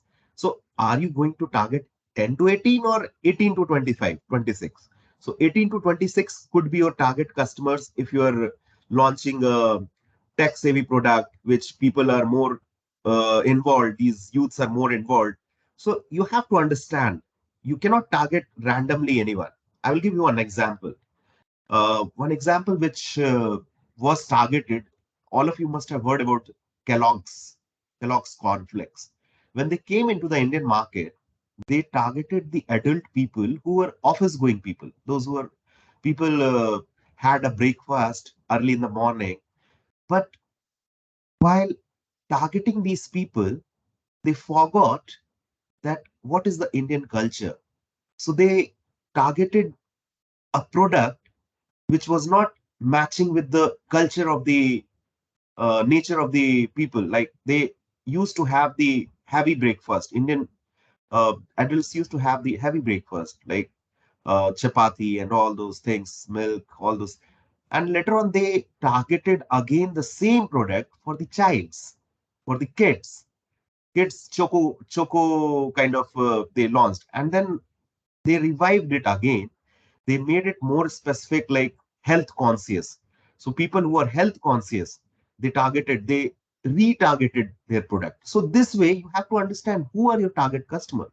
Then market research, again, this means that you are evolving your ways of coming in the market. Like you have to start early in the stage by knowing your customers, knowing your companies, knowing your competitors that we have already seen. Then you have to know about the USP. Like there are hundreds of companies who are selling the water bottle. Why a customer will prefer your company? There are hundreds of companies who are selling the smartphones. Why the customer will choose your product? So suppose if you are selling a smartphone, then your USP could be like advanced camera system. So you are claiming that I have a 100x camera, I have a zoom of 100x feature, which can take a photograph of moon also, like this Samsung S23 and all those ultra mobiles are claiming. So these are the USP. You have to mark your USP. Then where you are going to sell out those product marketing channels, like There are n numbers of channels. There are organized and unorganized channels available in the market. As Sanker sir was telling about the omni-channel marketing strategy. So omni-channel, your presence are both offline and online. So you need to understand whether you directly want to go to only brick and mortar kind of business. Brick and mortar means like physical stores, or you want to go for the online also, the virtual stores. And also the social media sales are also being going on. Like the products are also being sold to the Twitter, Instagram, uh, fan followings are there, Facebook. There are many pages. You want to understand those marketing channels. Then the other strategy is you need to look about the 4 Ps. These are very depth and common way of practicing the marketing strategy. Marketing mix means it's all about your product, price, place, and promotion. So you need to understand what product you are offering to the customer. What are its feature? What are its design? What are its benefit? So if you're offering a mobile phone to a customer, how many types of mobile phones you're offering? What are their features? Like, is it like available in 8 GB, 16 GB, 12 GB, or the space also like your 128 GB, 256 GB, 512? All these things you need to understand. And do the customer need those? And are there are various segments who need those? You have to understand those. Then price, how much you are asking for your product. So how much you are commanding the price in the market. So there are many ways to command the price. There are many. I'm not going to teach you here pricing strategy, but I'm giving you a glimpse of it. Like there are few ways like cost-based pricing, competitor-based pricing, or a psychological pricing, where 99 rupees, 199 rupees, you see all those activities. And there are how much customers are willing to pay. That is also one way of pricing. Like, for example, I would like to tell you these companies whosoever is coming in the market, they are not deciding pricing randomly. First of all, they do the research. They know, understand in the commodity health market where the margins are very, where the strategy is based on the competition, their margins are very low. The people have to understand they cannot sell the product at high cost until unless they have a unique selling proposition. So if USP is very good, a monopoly is established, then pricing can be kept at a high level. But if there is no USP, there is a common thing, you cannot keep it. You have to provide certain features. Then how much willingness to pay, how this target audience is able to pay. Suppose if you have launched and you have decided that I will be launching my smartphone for 50,000 K, because I understand that this is a capacity purchasing power of my audience. But when you went in the market, when you shown them the USP that this mobile has certain unique features, like it may automatically call to your known ones when you when someone meets accident, it may automatically call. It's very helpful during the safe for the safety reason. Then people are ready to pay 70,000. You were charging 50,000 and people are ready to pay 20 more extra amount, 70,000. So that's the pricing you need to command. So that's the thing which comes through the perception of the customers. How much customers are perceiving your product. Place, promotion, again, place, where are you going to sell it? It's online, offline, omni-channel, or it's just a virtual, or it's just a physical. That promotion, again, it is a integrated marketing communication. You have seen it's evolving. There are AI campaigns, like artificial intelligence drafted campaigns are now going on. Advertisings. I will just give an example of that AI campaign. Zomato, if you see one of the examples where Hrithik Roshan was traded in, where each of the city was being named for their famous means whatever they produced in terms of foods. So there was a controversy also emerged regarding that. So Mahakal Thali, that was a controversy. That Thali, really, that was a Thali where one of the restaurant was used to sell the Mahakal Thali, but again, it was named with the name of God. So this was not being again repeated. Hrithik Roshan was just suited just once time. The target ad was done only once time, but at each city, it was shown targeted way. Like if it is shown in Mumbai, uh, Hrithik Roshan was used to say the things which were famous in Mumbai. If it was shown in Delhi, the Hrithik Roshan was saying the same thing, the same act, the things which are famous in. So this way, the promotions are being done now, and it's more effective. It's more personal. It's more specific, rather than apart from other ways of print media, electronic media, and all those. Then you need to understand the budget. Budgets are also important, your overall money, as we have understood. Now let's come to the last part, risk assessment. So you have seen two components here. One is like market analysis. The second, you have seen marketing strategy. And the third is risk assessment. So risk assessment happens before the plan. Also, when you are in mid of the plan, the scenario is changing. The world is dynamic in nature. I will give you one example. There was a time when Nokia Mobile, they were leaders in Indian territory, and they were having the one kind of monopoly. Monopoly means in the terms of even for the middle class family, they were very much known for, and even for the high end customer who are using the Nokia communicator, they were famous for that category also. But they lost their market. And what was the reason behind that? Let's understand through this risk assessment. So pestle, first is pestle. So pestle is nothing else. It is like the first word of each of this, first letter of each of these words, like political. So you need to understand the political angle of the country. If I say, is the Afghanistan a right place for any business to continue? It may be very tricky question, like because political stability is missing there in Afghanistan. Few days back, the same thing was in the case of Sri Lanka. Sri Lanka economy was like pouring down. No one want to go into that country to do the business.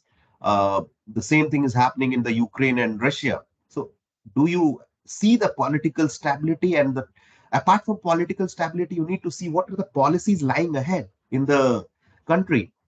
Are they hampering your uh, growth? Are they restricting your growth? Is there a stability in long term? How much tax they are putting up? All those things you have to look into. Then economic. So economic means what is the inflation rate? How much this country has a capacity to pay? What are the employment ratios? All those things. Then social issues like society. Who are your customers? What are their population? Are they, most of them are aging population or the young age population? So India is gaining a popularity because of their young age population. More than half of the population is under the young category, and the problem is happening with the Japan, or if you see the China, due to China recently, uh, earlier they had only one child policy. Recently they have scrapped it out because most of their people are going into the aging group. So these things you have to see. Then technology, how much tech relevant your country is, how much they are ready to adopt it, what are the technology exchange between happening between your country and other countries, how much innovative your country is. All those things aspects have to be managed. So then environment, again, environment is more concerned with some elements like if you see corporate social responsibility, green consumerism, green marketing, sustainability, saving the environment, lowering down the pollution. So BS5, BS6 model, government is means each year you may find that automobile companies are making the changes, or the ISI marks, or the green energy marks, or the carbon rating. All these are concerned with the environment. And then there is a legal issues. So legal issues standard upon the same European Union. If you see the products which are sold in Europe, they have strict policies. They have strict legal requirements. And if you see the same product which are sold in India, they might be having a loose legal requirements. So recently, our parliament has passed this Data Protection Act. So this is a good way to protect your data which are online. Your WhatsApp, Facebook, all those will be now protected in the some scenarios. So how much you are inclined towards these legal aspects? If the company is coming, what are the legal consequences they can face? Then if you see this SWOT analysis, SWOT analysis is a very common thing. I'm not going in detail here. I'm just giving you an overview of it. So strength and weakness are internal to the company. So if you are talking about a launch of smartphone, then you may have certain strength. I'm just giving one example of telecom industry. So recently, a few years back, Jio launched their own kind of services, telecom services. So Jio disrupted the market. So their strength was there. Strength was like they have a high capital net worth. They were having the backup under the Reliance Industries. They were having all these backup. They could spend the money. They could bear the means even they are selling the free. Of course, they can bear it. So they outspaced the competitors. Weakness was like they were new into the market. Like they didn't had earlier any business in this telecom, any experiences. They were leaders in the market like Airtel, Idea, all those already established market. They have the customer base, all these companies. This was not having any customer base. But again, the opportunities and threats, these are external to the companies. Opportunities are seen as the positive sense, threats are seen as the negative sense. So you have to make a map of it. Whatever product you are making, whatever product you are making, you have to map with the strength, weakness, opportunity, threats. This will help you to know what you are missing, what could be done, what has to be taken care of. So threat should not be carelessly taken off. It has to be converted into opportunities, and then opportunities has to be grabbed in the later stage. Then the last one, if you see here, not the last one, again, this risk assessment we are talking about. So one of the model is there, Potter's 5 forces model. You need to understand when you are assessing the risk in the market, you are having many of the stakeholders. Like if you see, there are certain competitors who are in between. If you see, there are rivalries among the competitors. The same Pepsi, Coca-Cola, and many other companies are there who are competing each other. Again, Jio has planned to, already they have entered into the Coca cold drink business, disrupting. Again, they're trying to disrupt this Pepsi and Coca-Cola market in India. So what is happening here? You're seeing the rivalry. Among these rivalry, there are 4 important components. If you see, the first component is bargaining power of buyers. So whatever you're selling the product, does the customer has a bargaining power? Now, if you see for the generic products, like if you go with the day-to-day usage products, like if you're purchasing the grocery in the grocery store, or if you're going to purchase the food items, there are bargaining powers available in the local market. But online people, what they are doing, they are attracting you with the huge discounts. So that, don't get confused with those. That is not a bargaining power. That is again offer being given by the uh, competitors. So that could be the strategy being played by the competitors. Bargaining power here means how much what is the size of customer and how much they can bring changes in your price, how much margin you expected, and how the customers by their bargaining power has made it possible to bring it down. So how much customer is ready to purchase your product, and when they are not purchasing your product, how much they are able to shift to the substitute product. So that easy availability. If it is rigid, if it is not available, it means buying power of customers are very less. And if it is more like, if you are not giving the aspects, if you are not giving it as per the price expected by the customer, he may quickly switch over to other. They are more price sensitive. So this is like you have to see again bargaining power of suppliers. Your business is not only done by the buyers, also it is the suppliers who helps it to manufacture your products and services. They are supplying the raw materials. They are helping you out to place your product in the market. So are you purchasing the product from a single supplier who has a monopoly in the market, or there are multi suppliers who has given you the best rate for the raw materials. All this you have to see. Then threat of new entrants. Threat of new entrants, like, is this business so easy? Like water bottle business is so easy. Anyone can come and start the business. You just need a revenue. You just need a capital for the investment. So is it so simple that anyone can enter, or is there a barrier to the entry? No one can easily come here because there are certain you have made a patent, you have certain copyrights, you have certain technology which cannot be copied easily by the companies, or there are certain government policies which are restricting.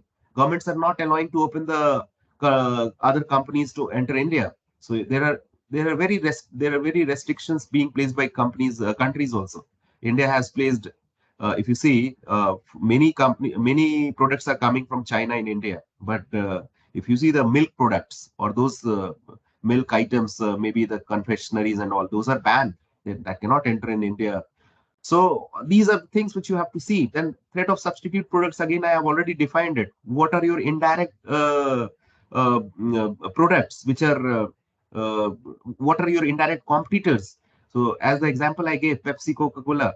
So indirect competitors could be the other things which are like aam panna or lassi or jaljeera. All those things can be the substitute products.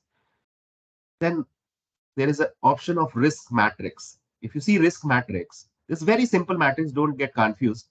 If you see on x-axis has an impact. So impact is ranged between 1 to 5 scale. So 1 is insignificant, means na ke barabar. 5 is severe, like the risk is very severe. You cannot, the impact of it is very severe. Then, just a minute. Then there is a, if you see on y-axis, there is a probability. Probability says, one is like, probability means of occurring the event. Probability of occurring the event means, is it going to happen? So it is lowest till highest. So 1 is rare and 5 is almost certain. So you have this matrix, and how it works, you have to make a calculation. Suppose you are going to launch a water bottle business, and you see that probability of risk is very rare. If you see that it is rare, though in the water bottle business there the probability of risk is not rare, you can place it at the moderate, third level, moderate. So moderate is the risk of doing the business. And impact, severity, like how much it is going to impact overall your business, how much risk is attached of losing the capital, losing the power, losing the customers, how. So here 3 is one component on y-axis. You have to find the impact. If you are finding that impact is significant, so significant means moderate is 3 and significant is also 3. 3 into 3 is 9.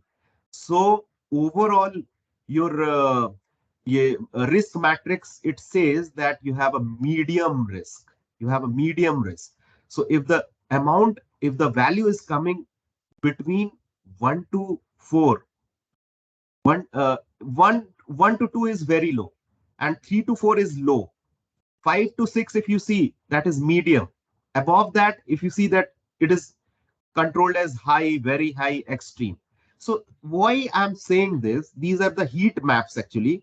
Heat maps says that if you are in the red corner, it means that your business is at too much risk. You have taken many components. Many components can be the competitors, availability, the substitutes, availability, or the bargaining power of the customers, or the changes in the laws, rules, regulation. It means it is having the extreme severe effect on your business. So these are the impacts which you have to see. Then come to the scenario planning. Scenario planning happens. I will give you an example. All these automobile companies who are selling their products, what are their products? Their product is vehicle. They're run on the petrol or diesel. Now, petrol and diesel are the scarce resources. Suddenly, these companies realized that in future it might happen that these scarce resources will go off, or people will avoid purchasing because due to the high rise in the price of these scarce resources. each year you may see the price of petrol is rising. Then they come with the alternative energy source. Alternative energy source, if you see the electric vehicles now, the powered with the lithium battery. Now they started producing this beforehand. Are you getting my point? Like this scenario is going to change in the coming next 5 years or 10 years, but they are not waiting for 10 years to pass. They are starting to manage the business from right beginning onwards. So they are planning it. They are predicting the drivers of future. What could be the drivers of future? The changing habit of energy, solar powered or the EV, all these are or the hydrogen powered vehicles, all these are coming. Then how much it putting the impact, those impact analysis, I have shown the risk matrix to you. Then what is the effect? Like another example, artificial intelligence. It has disrupted the market. Many of the businesses, they are disrupted, whether online, offline, all are facing the heat. So many companies have already planned it. They are moving according to this AI is not a new thing. It was already there 7, 8 years, 10 years back already the companies, but it was limited to few companies. There are few industries. There were few industries were doing it, but now it has entered into the each domain. Even the customer, if you talk about B2B, B2C, everyone has adopted it. Many people are losing job for the same. The copywriters or the people, content writers or the people who are the designers or those website design, all those people, the demand has gone low, bottom. So you have to understand all this situation. What will be the favorable situation? It might be happening that the favorable situation is for you. It might happen that unfavorable situations are there. So what you are going to do in the case of unfavorable situation? So take the example of COVID-19 situation. That was a scenario. People were not prepared for it, but it doesn't mean that scenario has just entered suddenly. Certain similar scenario happened in the past. The hotel industries were at the brink of loss. Many companies were shut down. The businesses were closed down. Hotel industries, restaurants, all those were demandless. Now think about the scenario, how to earn the money. Many companies shifted to plan B. The companies which are manufacturing the clothes, they said that we will utilize the present manpower and we'll start manufacturing the PUP and all those equipments and the mask and all those equipments, and they started making the profit. The companies who were so they understood the demand, they understood the scenario, and they shifted accordingly. They didn't lose the patience. This is the way through which you have to assess the risk. Then CBA is the last one, and I will end my lecture here. CBA means general चीज है जो मैंने आपको पहले भी बताया था कि when you as a customer you analyze, do a cost benefit analysis. If you are spending 1,50,000 on iPhone, you have many reasons to purchase it. The few reasons are like security, safety, ease of use, smoothness, snob effect, prestige, status, brand. And by seeing all these, the collective comes as a cost benefit analysis. Also, you see that after sales services are more beneficial for me. If my phone breaks down, I don't have to invest much amount here. I can easily get it exchanged from free of cost from Apple iStore. Then similarly, companies also do the cost benefit analysis. They have two projects. One is asking for $8,000, other is asking for $11,000. Earnings which are coming from them are different. Then the cost benefit ratios which are coming is higher in the second one. So second project would be more feasible. So they arrange it accordingly. That's all from my end. I hope you have received certain ideas from this lecture. Though it was a brief 1 hour lecture, each of the component required to be understood in a detail, but I hope you must have received much of the idea here. Thank you. Any questions now? Sir, very beautiful and comprehensive lecture, sir. Okay, dear participant, please unmute yourself to ask your query. If you have any query, please unmute yourself. Ashutosh, can I? Yes, sir. Yes, sir. Yes, sir. Yes, sir. Thank you. First of all, what very analytical here, the way you have given, and as always you have been given. One more thing you told, I want to know your opinion. Already, I have also shared the same thing. Just 3 days back, I was going through a research report published in newspaper about Japan. That 42% of Japanese ladies, they don't want to be mother now. Now, Japan has a old age population, and they don't want the baby now. Japan, so 42%, 42%. How it could now? They have the third largest economy in the world. So how can market research will be affected? Can you connect with this? What's your opinion in terms of product development and others? Yeah. Correct, sir. Correct. So what is happening? There are two scenarios being developed here. One is the present scenario and one is the future scenario. If you're saying that 40% of this women's are not ready for conceiving and having the babies, so the thing is like they want to be independent. They want to be known as for the growth career or to earn the money. So the companies at present, they can target these segment specifically who are into the empowerment of women. Like they can produce such kind of ads where they are promoting the individual independent uh, women who is more stable in nature rather than who's having the family support. So the ads also changes accordingly. Women going with the handbag, that handbag itself is a style statement, having all those things right from beginning. The clothes also having those uh, scenario where he's purchasing seeing some as an ideology, such women who is a business leader, maybe connecting with the brand ambassador who is an independent woman. And if you talk about the future scenario, the day will come after probably 8 years, 10 years, this company has to strategize who will be their future customers. So future customers, if you are going with 40% people are not conceiving and they don't want child.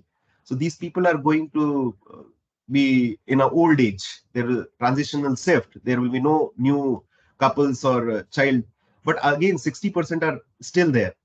So this transitional shift which are going on, it may require the present business to shift their business and segment, which may change in future. They might be targeting to the youths. Now they have to shift to the elder, to the adults. Maybe in that country, in the given region wise, they have to shift, they have to segment. So I explained you about the industry life cycle. Maybe in that country, the whole life cycle moves to the different phase. So this happens. The same thing happened in China also. Now China is more cautious. They have changed their policy. Might be it happened that Japan has to come with the policy like free green visas, or they try to convert the other regions, other locality people to come in Japan. That could be the scenario. So migrations will lead to cross-cultural study here. In Japan's, the problem Canada started up, problem Scandinavian country has started up because their own populations unable to control their economy. Even US also the same thing. 30 crores of population, Indians are dominating over there, particularly from Andhra Pradesh.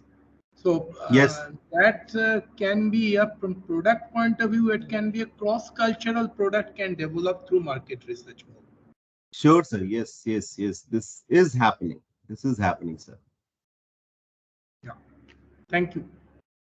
So, Mr. Murugan is there. If any question is there, you can ask. Murugan has raised the hand.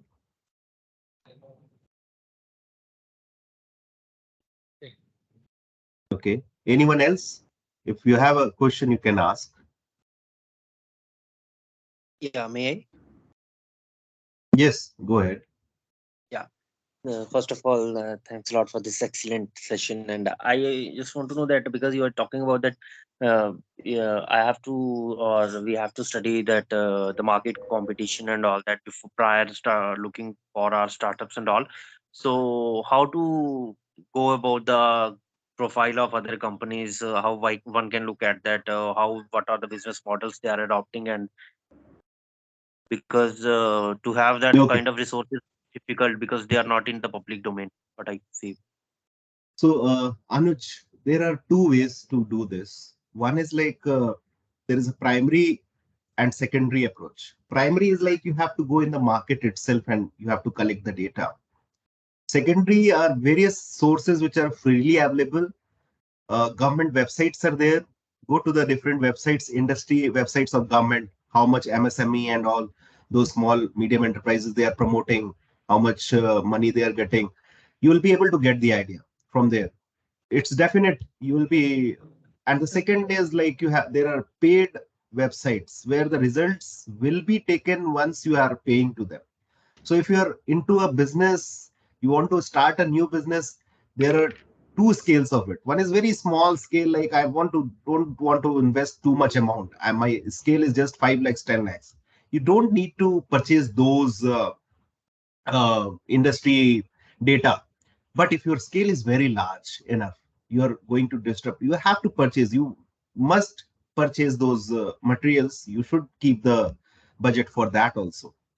So, two ways it can be done. One is like by hiring the consulting firms. There are many marketing consulting firms or research consulting firms are there which do the work on your behalf. And the second is like if you don't want to go, you can do by your own. You should have some staffs. You should have some trained staffs.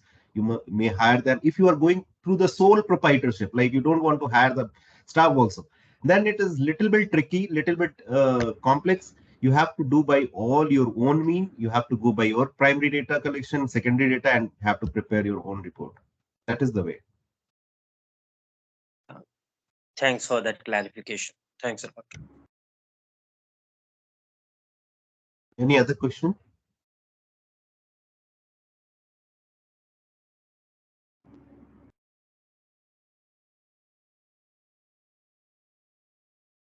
Sir, I have a question. Can I ask it?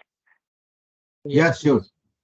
Sir, we are in a medical device industry and we've been working very closely with our customers for our current company.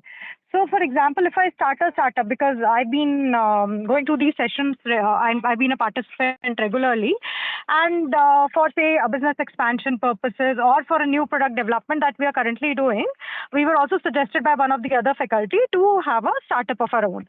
So, in that case, we need to, demonstrate. So, we have the market know-how, but we have to demonstrate to, say, the incubation center or, say, for example, the angel investor that we have the knowledge and we validated the idea from our customers.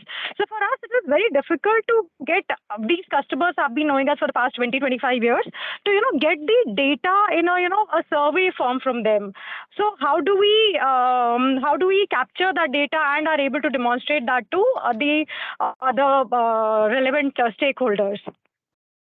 So, if I understood correctly, your problem is you are not able to catch the customers. Like you are into B2B market. Yes, sir. We are into a B2B. We are in the healthcare industry, medical devices industry. Our customers are hospitals. Right. So now you want to catch the customers. Now, this is your problem. Sir, we have a very good relationship with customers, but for a new product innovation, we have a new product innovation. We are looking for some funding, etc. So we are planning to have a spin-off startup. And for that startup, whenever we have to approach an incubation center, etc., we'll have to show a validation of our idea. And though we are working very closely with customers, it is very tough to make them fill out a survey form. We are working it's a very small industry that we are working in, and we've been working very closely with them for the past 20 years. So how to demonstrate to the angel or to an incubation center the fact that this is something which the customer wants? Okay. See, when your problem is finding the angel investors who can spend in your business, is this the problem? Yes. Yes, I can convince them. Yeah, we know about the product, because without a formal survey, it is like we don't get much of a hearing. See, again, this is a different topic, but I will explain this. whenever you are going for the investment, suppose आप bank में जाते हैं, तो bank आपसे क्या बोलता है? आपसे पूछता है कि do you have any backup? Do you have any capital with you? Any property? Loan against property. That is the concept there. They're not giving you free of cost. Okay. Right. And there is Right. another way where your reputation, your brand works. Like you're going in the market, you're for loan, and you are a reputed brand already. Suppose ITC, Tata, if they are going in the market to Yes. take loan, so bank will Yes. be readily available to give because they have a credibility. And Yeah. the third scenario Yes. happens where you are a startup, you have certain business, but you are not so much visible in nature. You're not having the visibility. You have certain niche segment you are serving, you are making the money, you are sustaining yourself. If you are into that third category, where you have the customers base, you are making the businesses, you have a profitability apart from the revenue you are earning, you are showing the profit. All those scenario has to be shown in front of the angel investor. If I am the angel investor, I will look how much I will gain. अगर मैं पैसे लगा रहा हूं तो market rate अगर कहता है कि भाई मैं एफडी में लगाता हूं तो 7% मिलता है, म्यूचुअल फंड में लगाता हूं 12%. So how much I will gain from your business? So if you see that Shark Tank India, if I would suggest you to watch those terminologies. You have to follow that route. There are many offline and online shows happening. You participate in that. Mostly, don't worry about the that your area is very niche. You are into the healthcare. Don't worry about that. The people who are readily available with the money, they will look into all these characteristics. How long you're into the market, what is your business proposition, how many competitors are there, what is the USP which I told you, is there any customer base you have made, uh, have you any kind of liability. All these things comes into picture, and then you are given the loan or the angel investment. Second thing I would suggest you, start making a experiential what you said about ना, हम marketing में कहते हैं experiential marketing, जो आपने demonstration का नाम लिया. So we say in the marketing term experiential marketing. You have to demonstrate in front of angel investors that how this technology works, how your product works. Let them experience it. Right. Let them talk to your customer. Let them see how. If it's not visible, they will not spend it if they're not able to see.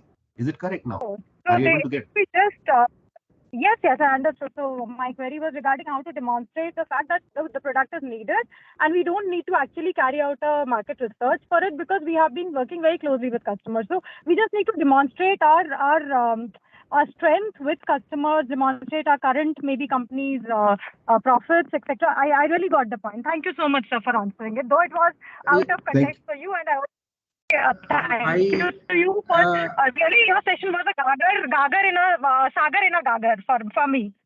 Thank you so much. Thank you. Okay, Thank you for your... Madam Ashutosh ji, the madam which Yes, you have raised the question, I am giving you 3 address. You can contact them. Right, they sir. will fund your project. Indian Angel Network, write Okay. it down, Mumbai. Indian, they are Which looking for network, that sir? kind of Indian right. Indian Angel Network, Mumbai. Contact them. Ah Venture, Right, sir. AHVENTURE, Ah Ventures, Mumbai. Yesterday I have attended one session with them. They are asking for only healthcare related niche area, which Ashutosh ji has just told, and both are in Mumbai. Another is Venture Capital Catalyst, Bengaluru.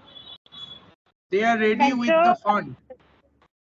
Venture Catalyst. Venture Bangalore, you Catalyst. just go on to their website, put your proposal. They are waiting for such proposal. Yesterday they told me.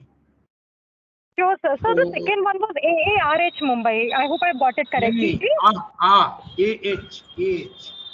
Venture. AH Mumbai. Oh, Venture Mumbai. Thank you so much, sir. Thank you.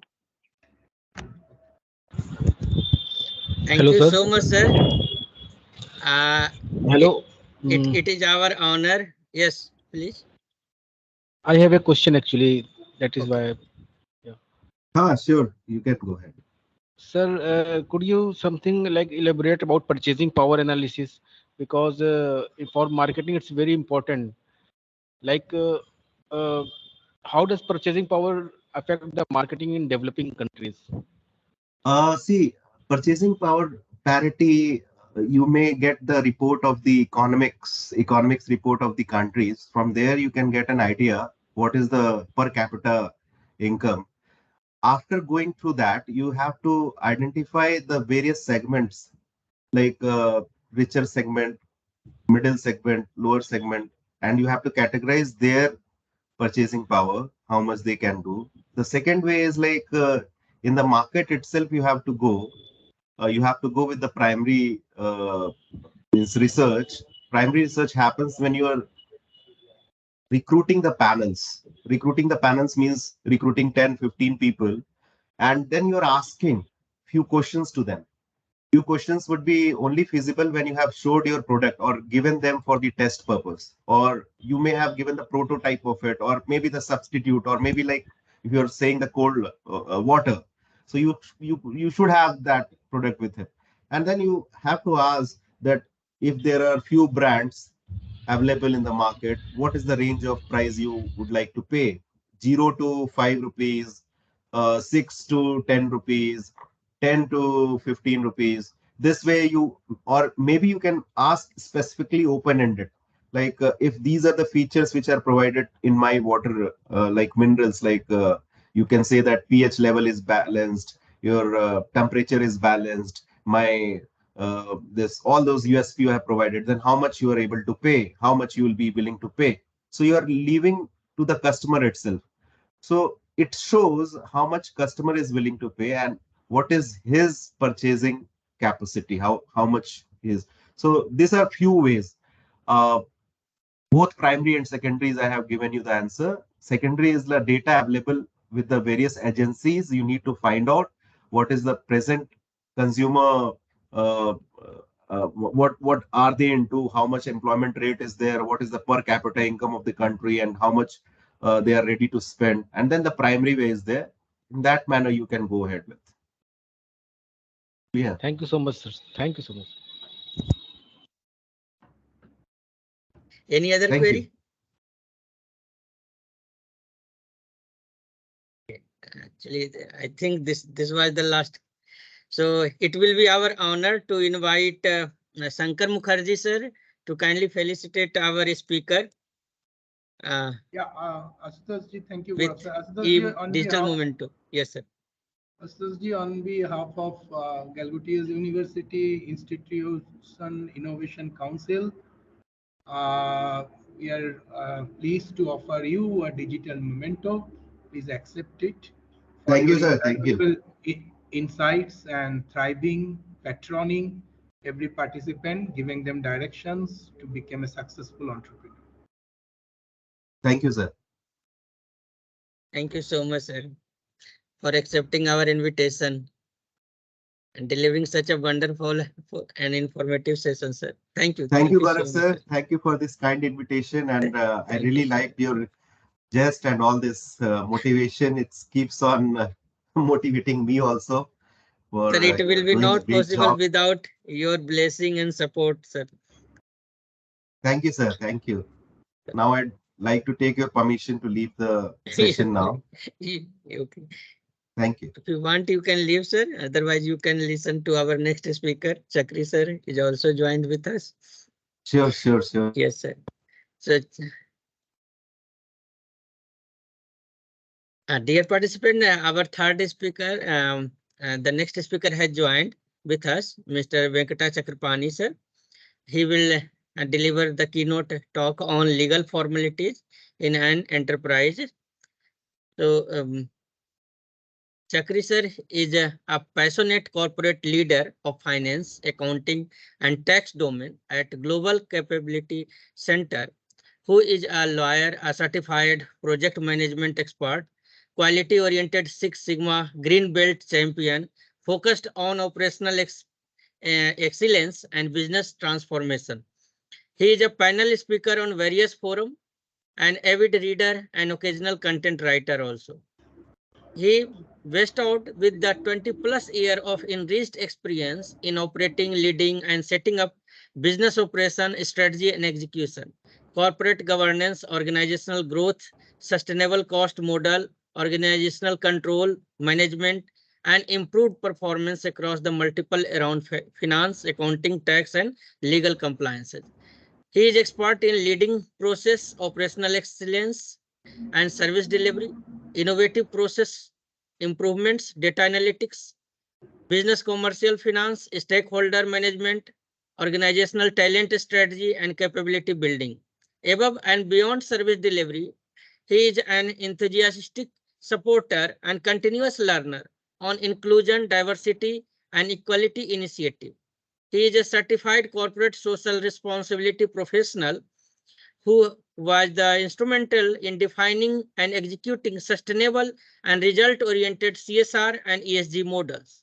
He has gained international business model insight via travel across various countries like USA, Brazil, Mexico, Argentina, Colombia, Australia, Singapore, Spain, Netherlands, and Philippines, while setting up world-class finance shared service center in India. So we are very grateful to invite you, sir. Kindly deliver your keynote talk in this 2 weeks faculty development program. Over to you, sir. Thanks, Sir Gaurav. So help me to let me know if I am not audible. Sir, you are audible, sir. Thank you. Give me a second to change on the slide, Sir Gaurav.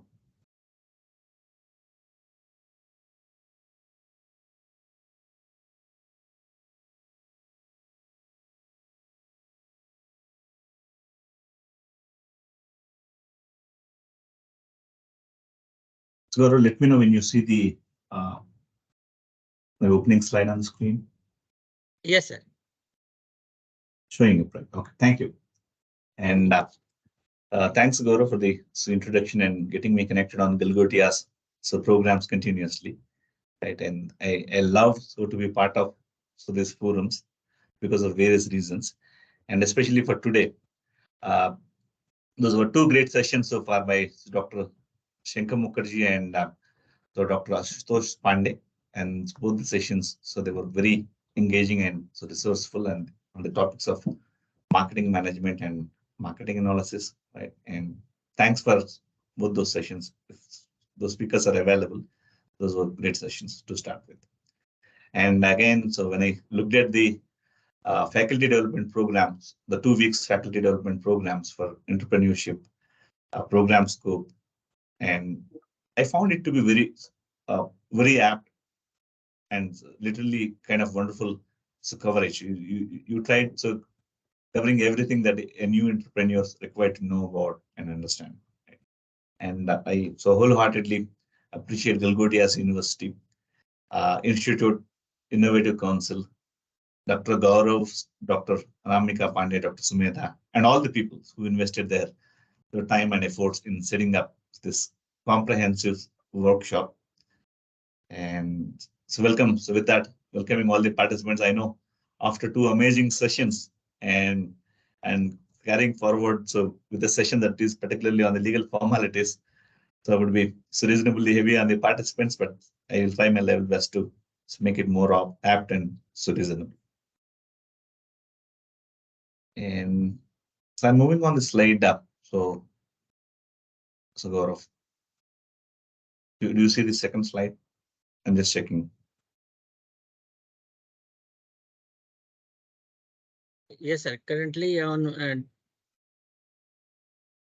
the enterprise definition slide, right? Slide 2. Yes, sir. Yes, sir. Excellent. Okay. So I always love to play this slide.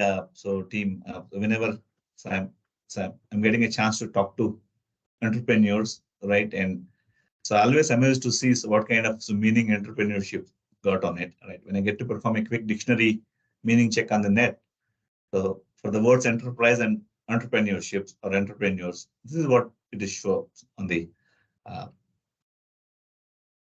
search. right? And entrepreneurship is it says a project or undertaking, so that is especially difficult, complicated, or risky, and readiness to engage in daring and difficult action, certainly in initiatives. So I found this so definition on the Merriam website, so dictionary, Webster dictionary. And when I check for the synonym for the entrepreneur, it says one who organizes, manages, and assumes the risk of business or an enterprise, right? And after looking at this definition, so we can definitely feel that entrepreneurship is not so easy, right? And but at the same time, it is neither science nor an art also, to make it more complicated. So what I feel is this is a practice, right, which needs continuous learning, and the sessions like this should be definitely helpful to ensure a meaningful learning for all the entrepreneurs or to be entrepreneurs or upcoming entrepreneurs. And appreciate all the business owners who are there on this session today, right? Entrepreneurs who are there on the session today. And so because choosing this challenging path and helping the nation by building economic activity and employment, that is not very easy. That is very challenging for anybody, right? And so I'm only talking about challenges to start with, but entrepreneurship is a challenging and rewarding journey as well. And especially in India, where bureaucratic red tapeism, corruption, bribery, nepotism, whatnot, everything. And furthermore, lack of infrastructures, which can hinder the progress.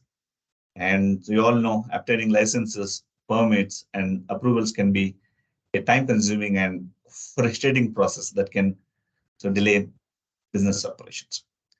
And navigating these obstacles requires patience, perseverance, and a deep understanding of the local business legal requirement landscape, right? And so it is understandable that as a business owner, so this is not your primary job to understand the legal framework and all, right? It is understandable. And so you must focus on many areas like customer base, right? In the previous sessions, we're looking at the marketing aspects, marketing analysis, demand. There are a lot of other things entrepreneurs should be looking at it. And so you need to look at unique selling propositions of your business, market research, financial needs, whatnot. You can always rely on an expert, right, for any legal compliances, who can take care of the legal procedures and compliances. However, it is always good as an entrepreneur, you should be well informed about the basic framework of the legal requirements. So with that, let me run you through the key takeaways we're expecting to focus on during this session today. And I will attempt to touch base on the high level framework of the legal requirements to set up, run, and maintain a business enterprise in India. And the expectation is, I think probably by the end of the session, you may not be an expert of legal requirements, but definitely we'll get the reasonable understanding of asking the right questions when you are working with an expert, so which can be very well suited to your kind of setup or your kind of enterprise. So with that, let me move on to the next chat, which talks about legal formalities. So my quick question to all the participants: why do we need to adhere to legal formalities in the first place? Can anybody help me? Why do we need to adhering to this toughest, right, not very comfortable legal formalities? Can somebody help me out? Yes, please unmute yourself.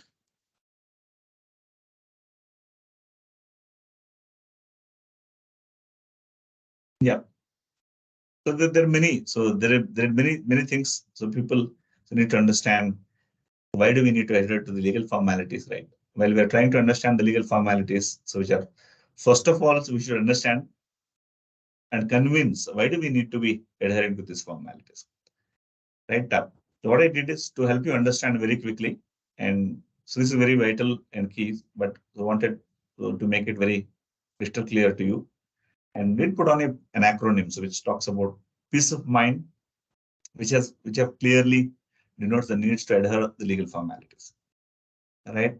So why do we need to adhere to legal formalities? If I ask that question, so simple answer is to buy in the peace of mind, right? End of the day. So that should not be intervening so in your journey, so to be a successful entrepreneur, right? And adhering to legal formalities protects your business interest and reputation, and by ensuring compliance, you safeguard your brand's integrity, and maintain trust with customers. It guarantees your right to operate. By following the regulations, you avoid potential shutdowns or legal issues that could hinder your business activities. Adhering to legal formalities greatly improves your access to funding and investments, right? There should not be any questions from the investors. Investors and lenders are more likely to support the businesses. So those demonstrate compliance with the responsible practices. And it helps in creating and building trust and credibility. Customers and partners feel confident when they're dealing with the businesses that operate ethically and legally. And additionally, adherence to legal formalities enhances employee satisfaction and retention as well. And compliance ensures a fair and secure working environment for everybody, promoting loyalty and commitment from the teams. Moreover, it encourages sustainable and socially responsible practices, right? While demonstrating a commitment to both environment and safety.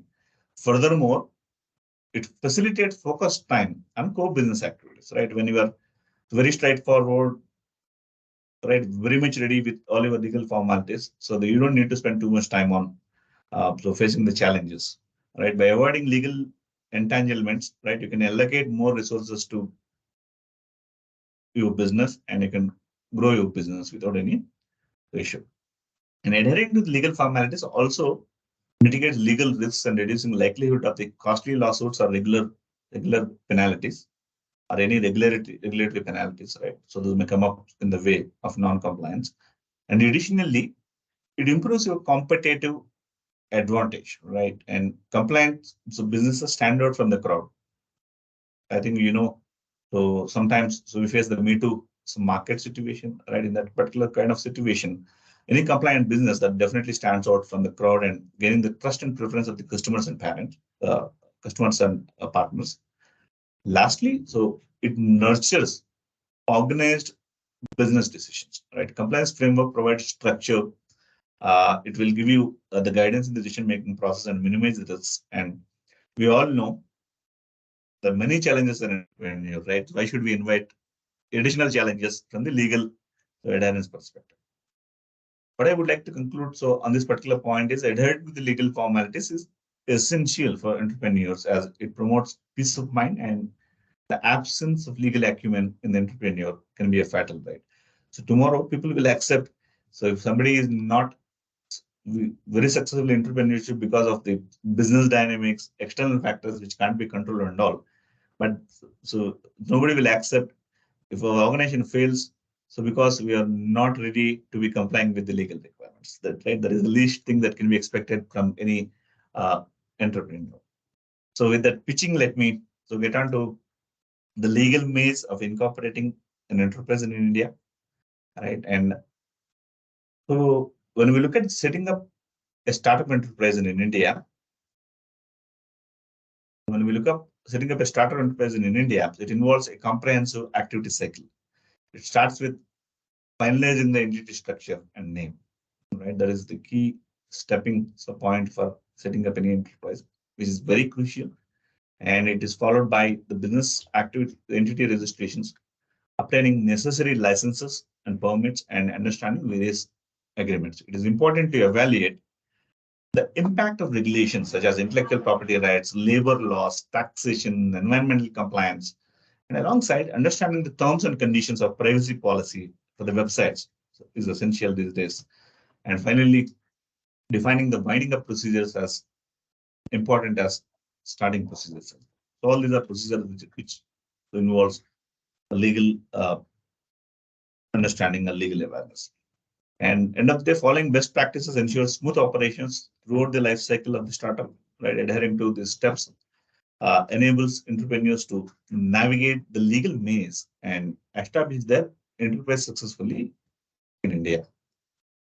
So that is where we need to look at, right? As we understand, the first step in the process is to finalize the entity structure to start with. That is where the entire Pandora box of legal compliance gets into the picture, right? And in India, there are several types of business entities that can be set up, right? And every setup got its own advantages and disadvantages. And the most common types are, we all know about it, sole proprietorship, partnership, limited liability partnership, all right, and private company, public limited company, there are many as such.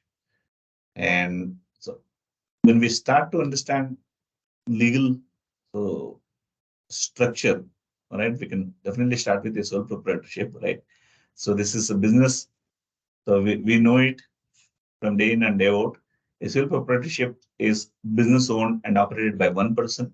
It is the simplest form of business entity and does not require any formal registration procedures. However, the owner is personally liable for all debts and obligations of the business.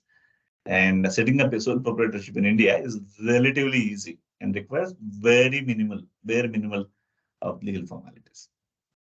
To set up a sole proprietorship in India, the owner must obtain a PAN card, the permanent account numbers with the tax office, which is unique identification number issued by the Indian government for any tax purposes. Additionally, the owner must register for GST if the annual turnover of the business exceeds a certain threshold.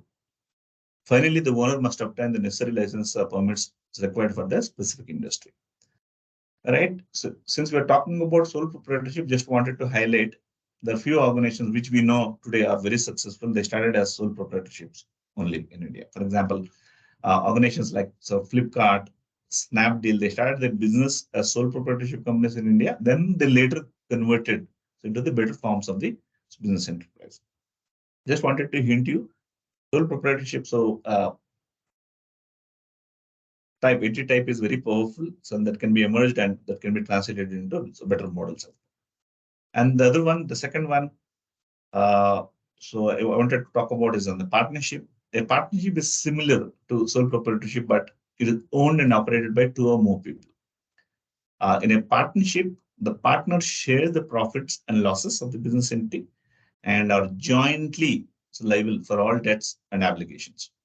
Partnership do not have a separate legal identity from their owners, right? And that is as good as sole proprietorship, which means that partners are personally liable for the debts and obligations of the partnership.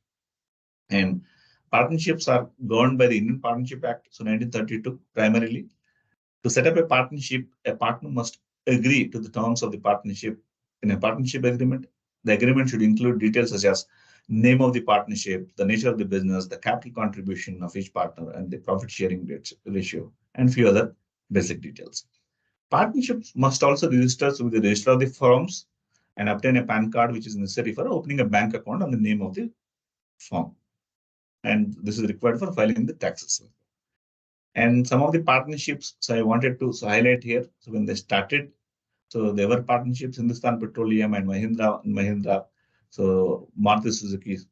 So they are in fact registered under the 1932 Act of the Indian Partnership. All right. So today they have translated into better models. Another model we can understand is the LLP, a limited liability partnership model, which is a hybrid model between a partnership and a corporation. It provides the benefits of limited liability protection to its partners while allowing them to manage the business directly. So they will have the connectivity with the business directly. And partners have the limited liability for the debts of the business. But they also have the flexibility to manage businesses like a partnership. And it is a popular business structure in India, especially for professional services, such as law firms or accounting firms or scientific advisory firms. So those can be incorporated under the limited liability partnership model. To set up an LLP in India, you need to at least have two designated partners, all right, and who will be responsible for the compliance requirements of the business. And you will also need to register the LLP with the Ministry of Corporate Affairs and obtain a certificate of incorporation. Additionally, you will need to file annual returns, right? All the compliance work that starts from LLPs very heavily, and you will need to file annual return and maintain proper accounting records. Overall, setting up an LLP in India requires careful planning and attention to the legal formalities. And just to give you a hint, there are more than 1.5 lakh LLPs which are registered in India so far as of today. So that is the popularity of the LLPs in the Indian market. And the other entity structure I would like to talk about here is a private limited company, which is a separate legal entity from its owners and provides limited liability protection to its shareholders. It requires a minimum of 2 shareholders and 2 directors to start with. And a private limited company is a type of business entity that has separate legal entity from its owners and shareholders. This means that the company can enter into contracts, it can own property on its name, and it can sue or it can be sued on its own name. And the liability of the shareholders is limited to the amount of their investment in the company. And that will obviously provide them the protection against the personal liability for the company's debts and obligations. So this is the popular feature which is connected with private limited companies. To set up a private limited company in India, you need to register it with the ROC, Register of Companies, under Companies Act 2013. You will also need to obtain a digital signature certificate. We call that as DST. And so all the directors needs to procure director identification number, which is DIN number. And additionally, you need to file various documents such as memorandum of association, articles of association, and Form INC 32 to complete the registration process with the MCA. To give you a quick hint, this is the popular model, and this model can be adapted by the majority of the new entrepreneurs these days, and approximately more than 80% of the startups choose to be private limited companies because of the advantages of less complications in conjunction with or in comparison with other entity models available in India. And a public limited company is similar to a private limited company, but it can raise capital from public through the sale of shares and shares over the stock exchanges. A public limited company is a type of business entity that offers shares to the public and has limited liability. In India, setting up a public limited company requires huge legal formalities. The process involves obtaining a DST again and filing for name approval, drafting the MOA, articles of association, and obtaining certificate of registration. So all that is very similar to a private limited company. And once the company is incorporated, it must comply with various regulations such as holding annual general meetings, maintaining proper accounting records, and disclosing financial information to the public. Additionally, a publicly limited company, so you need to ensure that a board of director group is formed, and at least there should be 7 shareholders connected to this organization. Right? I think needless to mention that the very popular publicly limited companies are limited companies of Reliance Industries, Bharti Airtel, and majority of them or many of them.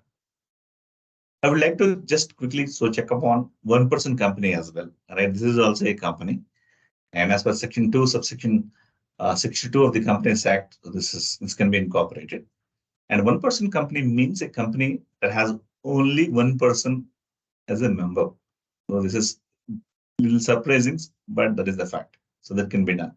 So this is a recent invention. So to facilitate entrepreneurs to own and manage companies alone, and all the shares can be owned by 1 person, but there must be a nominee or the sole member to register for this form of the business, because we need to ensure the business continuity. Right, every companies will have perpetual succession. So we need to denote a nominee along with the 1 person. So it should have minimum paid up capital of 1 lakh and more. So that is the basic requirement. And so other few enterprise types. So you need to understand is Section 8 companies and NGOs, right? And so these are companies can be registered. So which can be registered as per the Companies Act. They can be registered under the Societies Registration Act. They can be registered on the Indian Trust Act also. Normally a Section 8 company, so we call them as a non-profit companies, which can be incorporated under the provisions of the Companies Act 2013 and having the status of a limited company.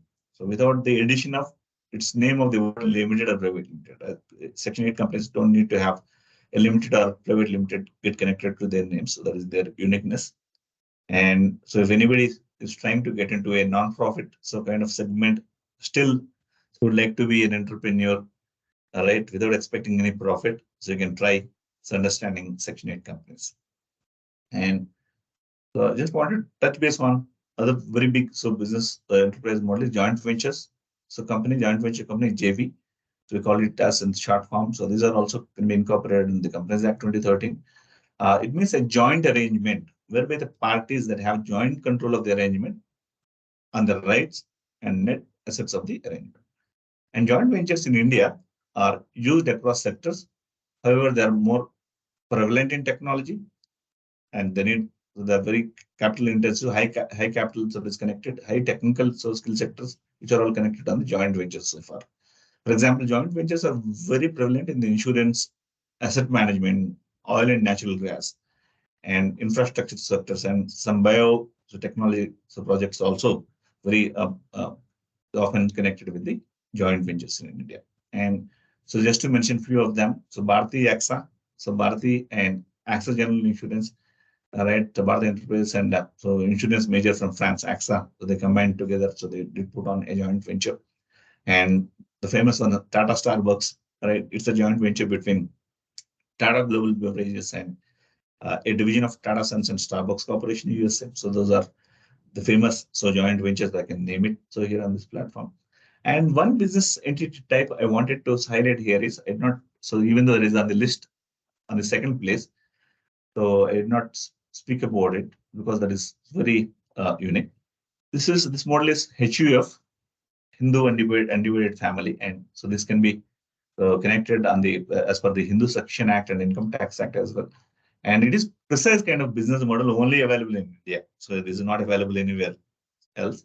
A joint Hindu family business is an organization in which only the members of a family, both female and male, both of them, so no gender bias. So all the members of the family can manage their own business. So this is governed by Hindu law. So the joint Hindu family is also known as HUF, right? In this family, the owner is called Karta. Karta is the head of the family, and the benefits of this kind of model is predominantly tax benefits. Just for your academics understanding, this is also a model that can be connected if you wanted to carry forward your family business, right? So you may have a family business established by your forefathers, father, and your family members. And but problem with this model is those who are not covered under the extended definition of a Hindu, such as Muslims, Christians, Jews, Zoroastrians, so they have problem in establishing this kind of entity. So there are many other entity structures available in India, all right? And I can name like cooperative societies, franchisee business models, and all. Probably will not talk about that. So here, just for our academic understanding. Right. So now we know there are many enterprise structures available in India. So to choose from, right? So for that, so you need to understand various aspects of your business, your thought process, the business planning, and all. All right. It is important to understand the difference between these types, right? Types of business entities, before deciding which one to set up. Factors such as liability protection, tax implications, and management structure, what kind of management structure you would like to see.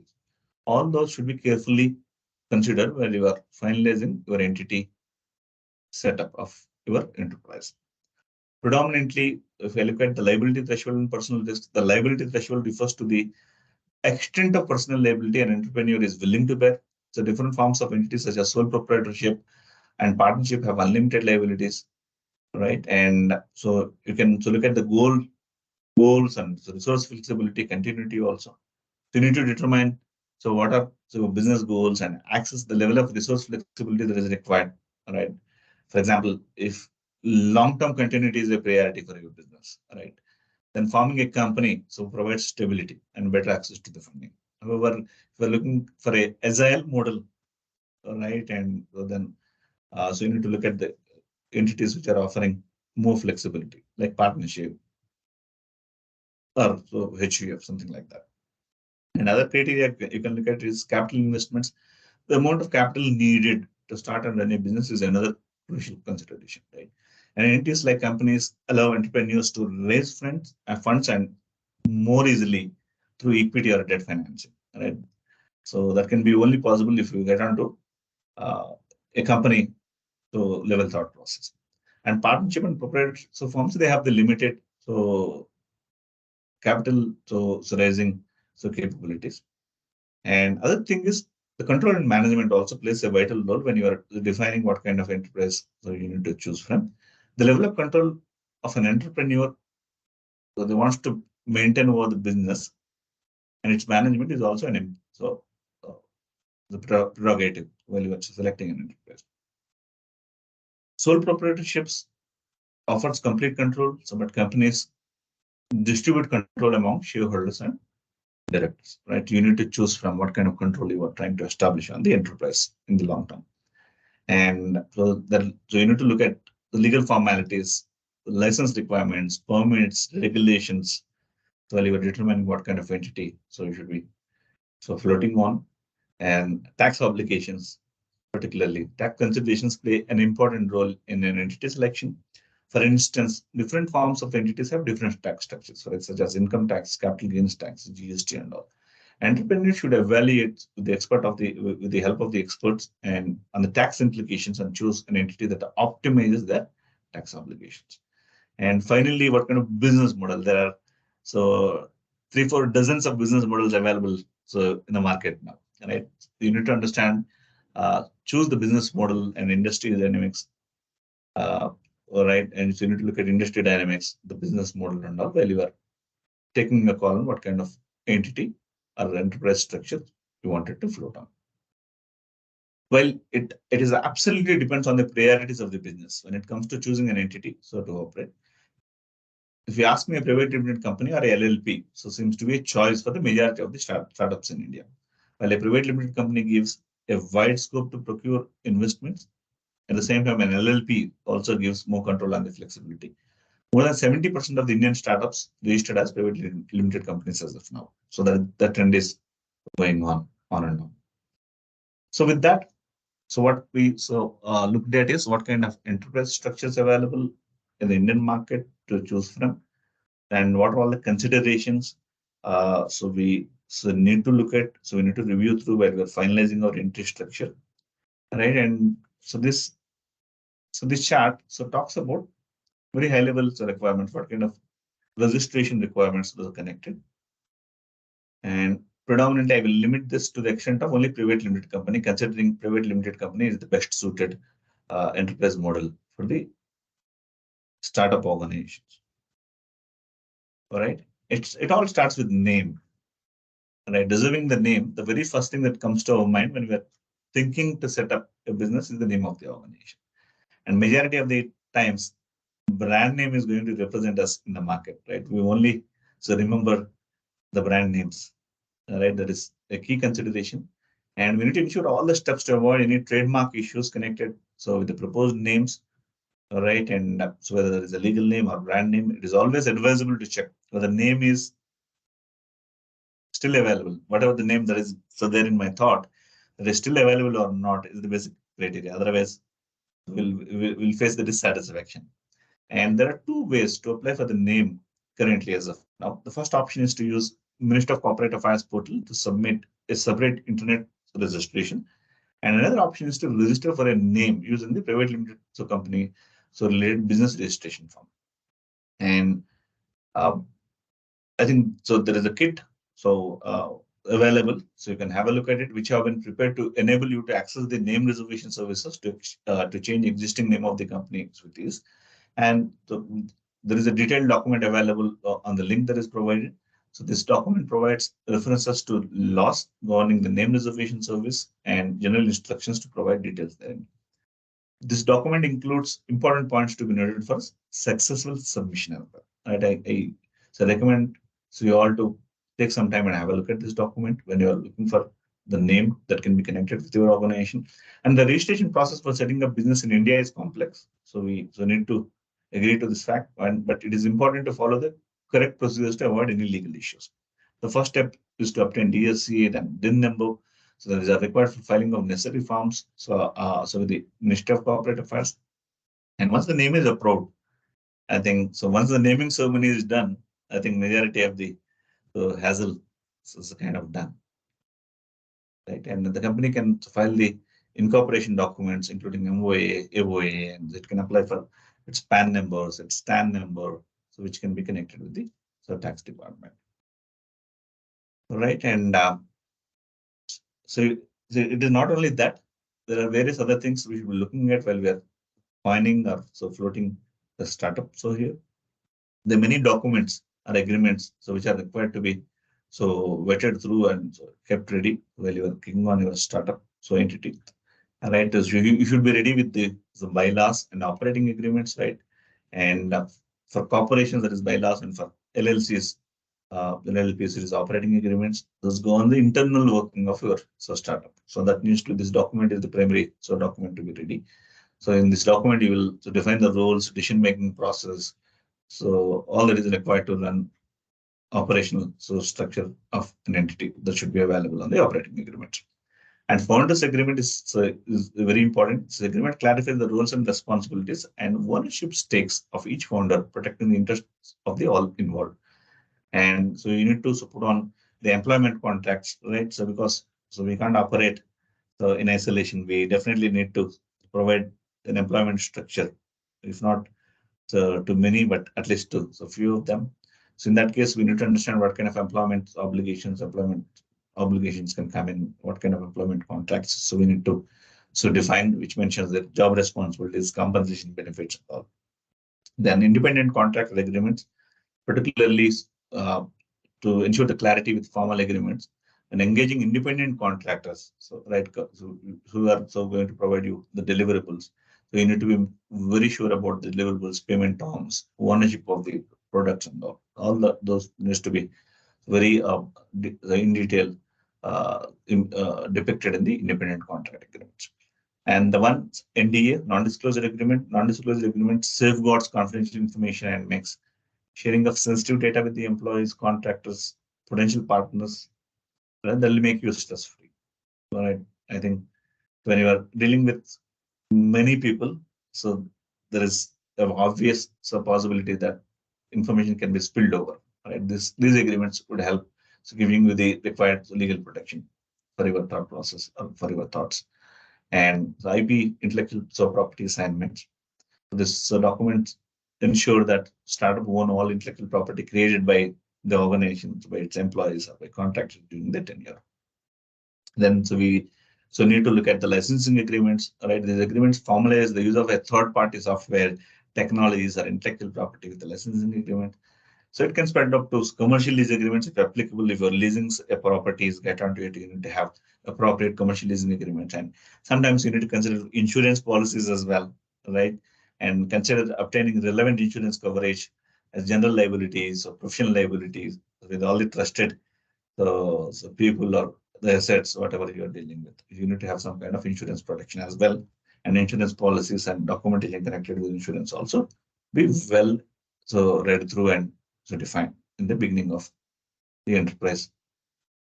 And with that, let me quickly move on to the IPR. Probably, I'm not very much sure some of the sessions covered intellectual property right so far on this workshop, but I'll quickly give it a hit. And intellectual properties, as we all know, it's a creation of human intellect, right? And intellectual property is a crucial aspect of any business, and it is especially important in India, where the legal systems can be complex.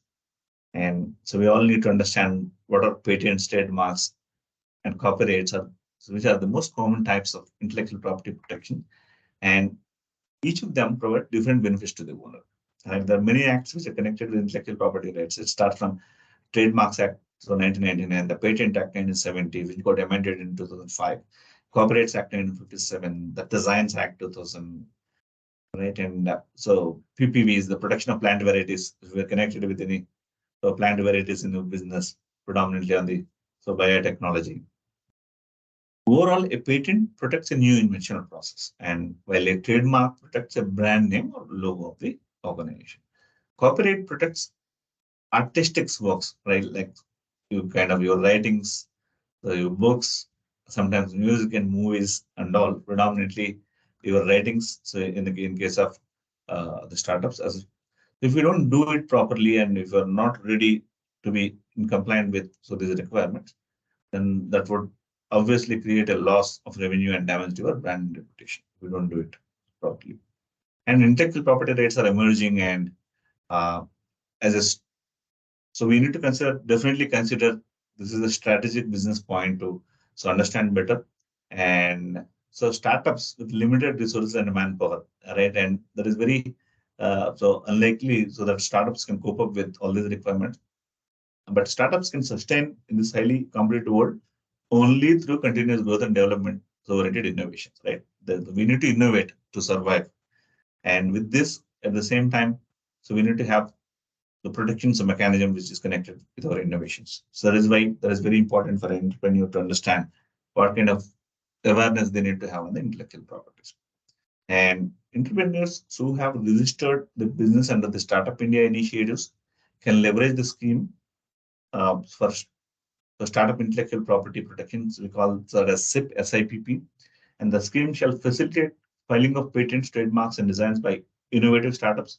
And various measures have been taken in this regard, right? Considering the challenges which can be faced by a startup organization. There are so few facilitations that are connected on the SIPP. So model is fast tracking of the startup application, patent applications, and panel of facilitators to assist the filing of IP applications. All that mechanism is already very well carved out. And the government is ready to bear the facilitation costs, all right? And end of the day, so you will have a rebate on filing of the applications if you follow the guidelines which are connected on the SIP. That makes any new entrepreneur's life happy. So they're understanding their intellectual property, so rights related framework readiness, right? And so with that, let me move on to the employment laws, right? Right. To be very frank, there are more than a dozen of employment laws. So which an entrepreneurs at least need to understand what are they, right? And so they will have their impact on the workplace. So as an entrepreneur, so we're expected to know about all these laws at some level of understanding. So we're not being expert in understanding, but so you need to have the hint of what is this. Employment laws in India are complex and require careful attention to detail, and employers must provide employees benefits such as health insurance, paid time off, and retirement benefits. And they must also maintain proper records of employee hours worked, wages paid, and taxes withheld. In addition to this, employers must comply with the minimum wage laws and ensure that their employees are receiving the fair compensation for their work. So we can't be ignorant of this. So while we're very busy in setting up a business and making it progressing. And considering a new entrepreneur, it is imperative for business to hire people, right? So we can't operate in silos. I can't run business on my own. I have to have the employees connected in my organization. So then I need to understand employment laws. It is certainly a tedious task, and regulatory formalities connected with employment laws are definitely time consuming and difficult in nature. So, but yeah, so as part of the support mechanism for startups, compliance regime that is based on the self-certification. That is, so this facilitation is given to the startup enterprises as part of the Startup India initiatives. In order to make compliance process for startups friendly and flexible, simplifications are required to the regulatory design. Under the Startup India initiative, startups shall be allowed to self-certify compliances to a certain extent. All right, and so there's a startup mobile app, so you can download and start playing with that to understand this better. And there are 9 labor and environmental laws, so which can be facilitated as part of this scheme. So in case of labor laws, when you enroll into the scheme, so no inspections will be conducted for a period of 3 years. There is a sigh of relief for sure, but it doesn't mean that we don't need to adhere to. So it is only an administrative relief, a mere flexibility that offered not to face any non-adherence implications.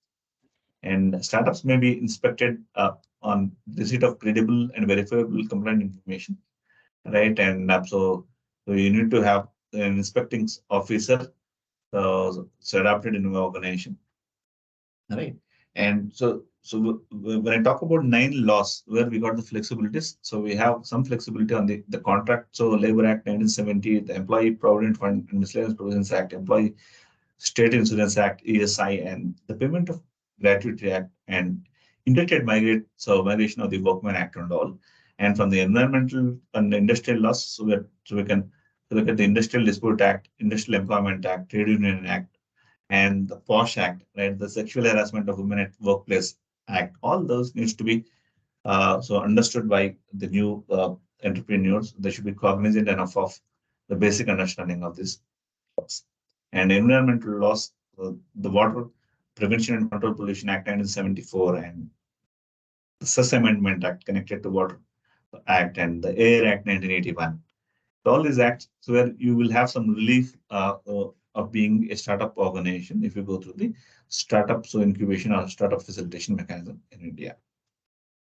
Right, and the one so here I'm talking about here on the taxation, right?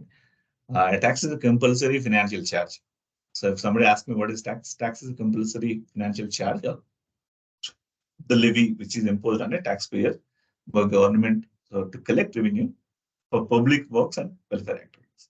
All right, and so government is acting as Robin Hood, so pulling taxes from entrepreneurs and helping the society for the welfare and the public works. India has a complex taxation system, right? We need to agree to that fact, and that can be overwhelming sometimes for business entities. There are different types of taxes that must be paid, such as income tax, GST, customs duty, and all. And income tax is levied on the income earned by the business, while GST on the value-added tax on the business transactions and services. And the custom duty is levied on the goods those are imported into India. And GST in 2070 is introduced. So that is emerging. So it wanted to be a good and simple tax that is still trying to be a good and simple tax, and still that is emerging. All right. And so in this world, so we all know nothing can be certain except death and taxes.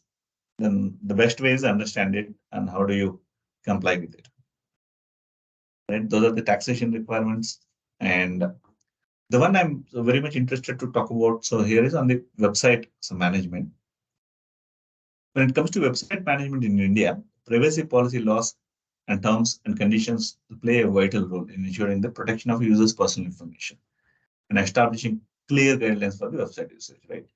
And website is face of our business, right? People knowing our website more than our faces as an entrepreneur, right? And privacy policy, which is the legal document that outlines how your website collects information, uses it, and stores it, and protects users' personal information in India. Websites are required to have a privacy policy that complies with the Information Technology Act 2011. And this rule states that websites must obtain explicit consent from the user before collecting any personal information, personal identifier information, and must clearly outline the purpose for which the information is being collected. The privacy policy should also detail the security measures implemented to protect the data. And other things we need to understand is the terms and conditions, which are available on the website. Terms and conditions govern the relationship between website and its users. So they outline the rules and regulations concerning the users of the website, including user responsibilities, intellectual property rights, any impact on the intellectual properties, and dispute resolution mechanisms to be very clearly mentioned on the websites, and limitations of the liability, and any disclaimers regarding the website and content of the services, those needs to be incorporated on the terms and conditions. The terms of the service agreement is a legally binding agreement between you and your customers. And in India, the Information Technology Act 2021 contains rules of IT rules 2021 contains provisions related to terms and conditions for the intermediaries and online platforms. These rules requires websites to prominently display their terms and conditions and make them easily accessible to users. Right. So I'm just repeating, a privacy policy protects the rights of the users. At the same time, the terms and conditions protect the rights of the website. That means the enterprise. So we, as entrepreneurs, we need to understand what is this privacy policy and what kind of terms and conditions which are applicable to the model of business we are operating with. So with that, I'm landing on kind of the final slide of this particular session on the winding up, right? And probably you were wondering why are we thinking about winding up so now when we are starting up a business, right? And running a business comes with its own challenges, right? And sometimes when things do not work out as it is expected to be, and so business may have to be shut down. There can be several reasons to close or wind up a company. Sometimes good reasons as well to close the entity. And here are 4 ways in which a private limited company can be closed, right? Normally in India, the winding up provisions are gone by IBC code, Insolvency Bankruptcy Code 2016 and Companies Act. So together, adherence to these provisions is very important, and this is as good as important as adherence to the starting up provisions. Right, we should be understanding the winding up provisions as well, and because any non-compliance would lead to several criminal and civil liabilities. If you kick on an enterprise and did not so wind it up so properly, that will also lead to a lot of criminal and civil liabilities. Right, and keep in mind that non-compliance would lead to several liabilities on the entrepreneur itself. And so with that, I think, so Gaurav, I have tried connecting to the session within the stipulated time frame, right? As we understand, for the last 1 year, setting up a business in India can seem daunting at first, right? This is definitely challenging, but with the right knowledge and resources, it can be a rewarding and profitable venture as well.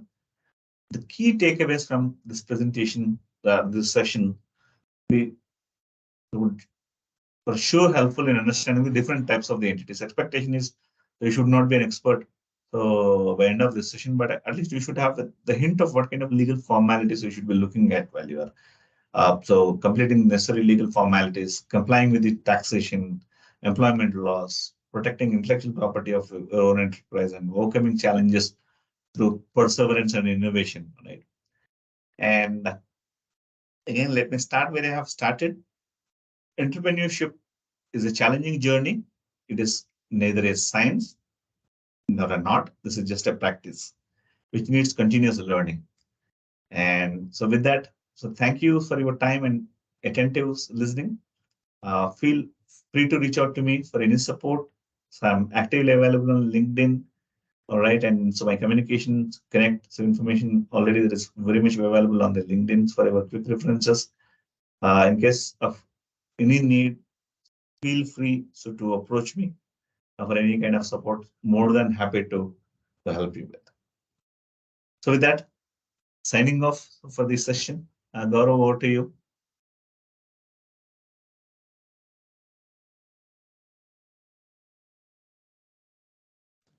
Ji sir. So thank you sir. Thank you so much.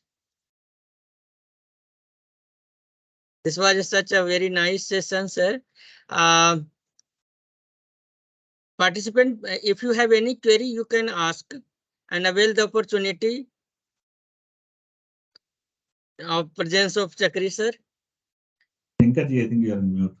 Trying to talk. Can I ask a question? Yes, sir. Yes, sir. Please. Thank you, sir, for such a informative, insightful presentations. I have one thing to ask you. In presentation you have told, which I have faced also when I launched my academia or startup.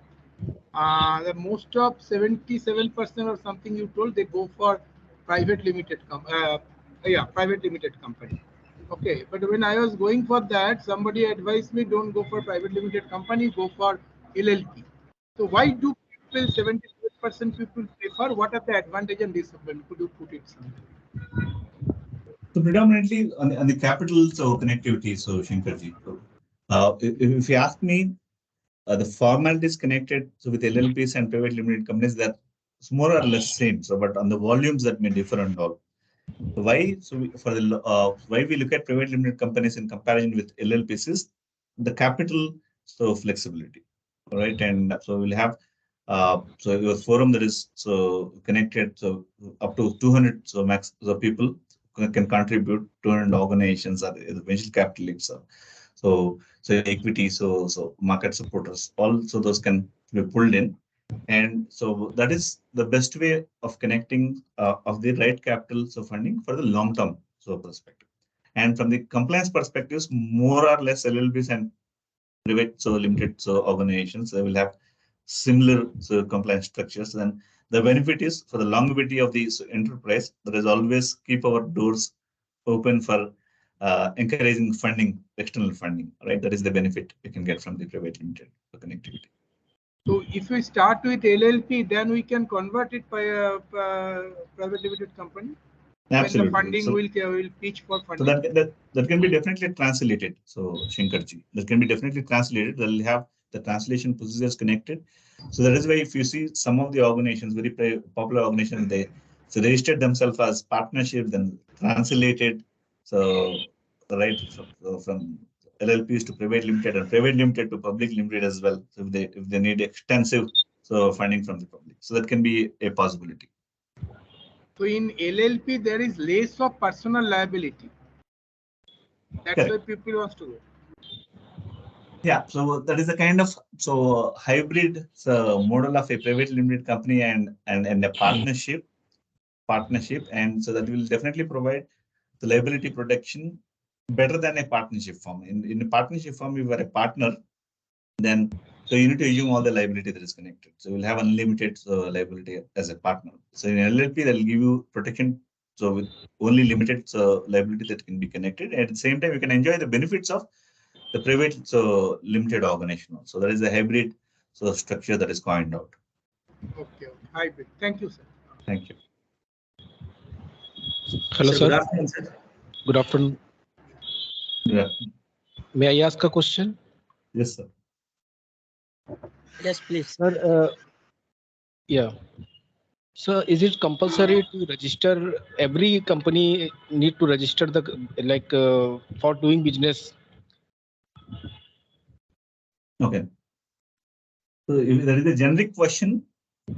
Yeah. Is it compulsory to register a business in India? Like if you want to do a business? Because so for example, normally when we talk about registration flexibility, we always take an example of sole proprietorship. Right? Sole proprietorship is not required to get registered legally, but sometimes sole proprietorship also needs to get registered at some level. For example, the Establishments Act, as per Establishment Act, as per municipal requirements and all.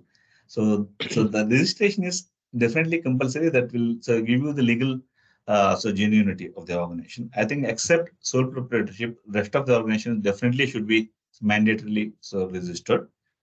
Right? It all starts from opening a bank. So it all starts from opening a bank account on the name of the enterprise, right? And the banker would not allow opening an account with an entity name until unless that is registered. That is where it starts with. There are a lot of implications that are connected with registration. Yeah, if you ask me a straight question, except for the sole proprietorship, for the rest of the entities, the registration is mandatory. As we see the education rate in India and this economical, they are very below the most of the businesses are running below poverty line. Like suppose someone is running a pani puri thela or परचून की दुकान type का business हो कोई, then how they will do a registration and what kind of benefits they will gain from this? On the later side, so they just need to have awareness whom to approach. So there are so many experts who are available for them for their quick support. Yeah, so that is an obvious question. So for and is there any penalty for non-registration? Like if someone is not registered with this Establishment Act, is there any penalty for that? So on this particular thing, if you see, so we had a lot of penalties connected to it, but so now government is also thinking in the direction you are thinking to give more flexibility. And now, so any penalization programs connected with this non-compliance, particularly at that level of the business, that is coming down. I think those are only connected with some nominal fee or nominal penalty. Those are connected, not very high level so penalty provisions. Those are being relaxed day by day. Okay. Thank you so much. Thank you. Sir, what will be the complications in terms of GST if I don't don't register? So what in addition to the next question, in connection with the question he has asked, like a small vendor cannot generally tends to avoid. See, like the income tax, everybody has to, whether you income or not in Indian citizen, you need to disclose. But many people don't go for that. There's a corporate, that is citizenship kind of thing, responsible citizenship. So in that case also, I have opened a very small firm who won't register, but it has expanded well, and I have to showcase to my GST. In that time, suppose after 5 years I have done this, 5 years revenue will be lost by the government. So what are the procedure for that? Okay. Predominantly getting registered for GST is definitely a business favoring decision only. For example, so because you will have the benefit of using the input credit, right? Whatever you spend, so in the form of tax value of buying inputs, so that can be set off against the liabilities which are connected, right? If anybody is not GST registered, they will not have that privilege. They will lose that benefit. And so yeah, to make it so very flexible for small enterprises, small entities, right? So they can get registered on the composition scheme as well. And there are few restrictions connected. If you are not GST registered, you cannot perform interstate operations, right? If anybody, irrespective of their threshold, they're performing interstate operations, definitely they're expected to be registered. So end of the day, getting registered for GST is definitely an enterprise favorable decision only. So because end of the day, so you should be in a position to claim their input credits, all right? And so that is up to the organization. They're ready to comply with the GST formalities and gain that benefit, because so if they don't gain this benefit, so they can't pass on this benefit to their customers, right? Then customers tends to get connected with the person who is GST registered, so that they can pass on the benefit of GST credit, and that would obviously reduce the price of a product, right? And if somebody is not competitive enough to get registered, so they will lose some business to the people who already got this registered with GST, and they can pass on this benefit to the customers in the form of the price reduction. That can't be provided by somebody who is not registered in GST. That is the only one thing. And other thing is, the GST compliance formalities, they're reasonably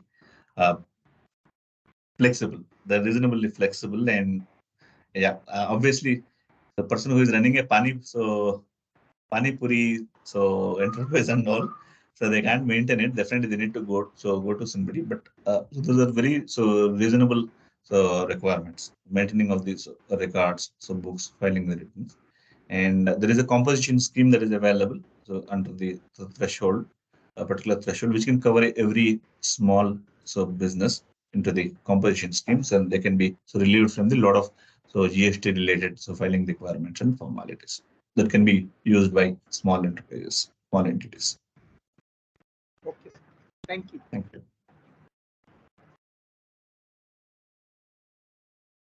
Thanks. So Gaurav, if you don't have any questions, and people can reach out to me on my LinkedIn, connect with that. So whenever they have any problem, then they just need to refer to me that they are from the Galgotias program platform. So that would give me a hint on what. So who are they? Over to you, Gaurav.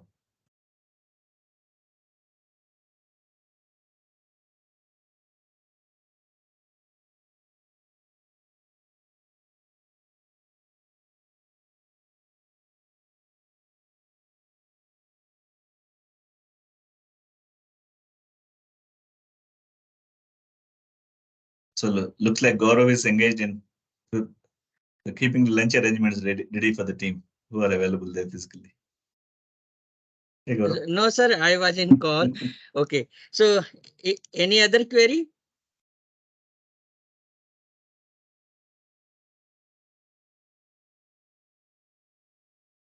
So first of all, we are very thankful, sir.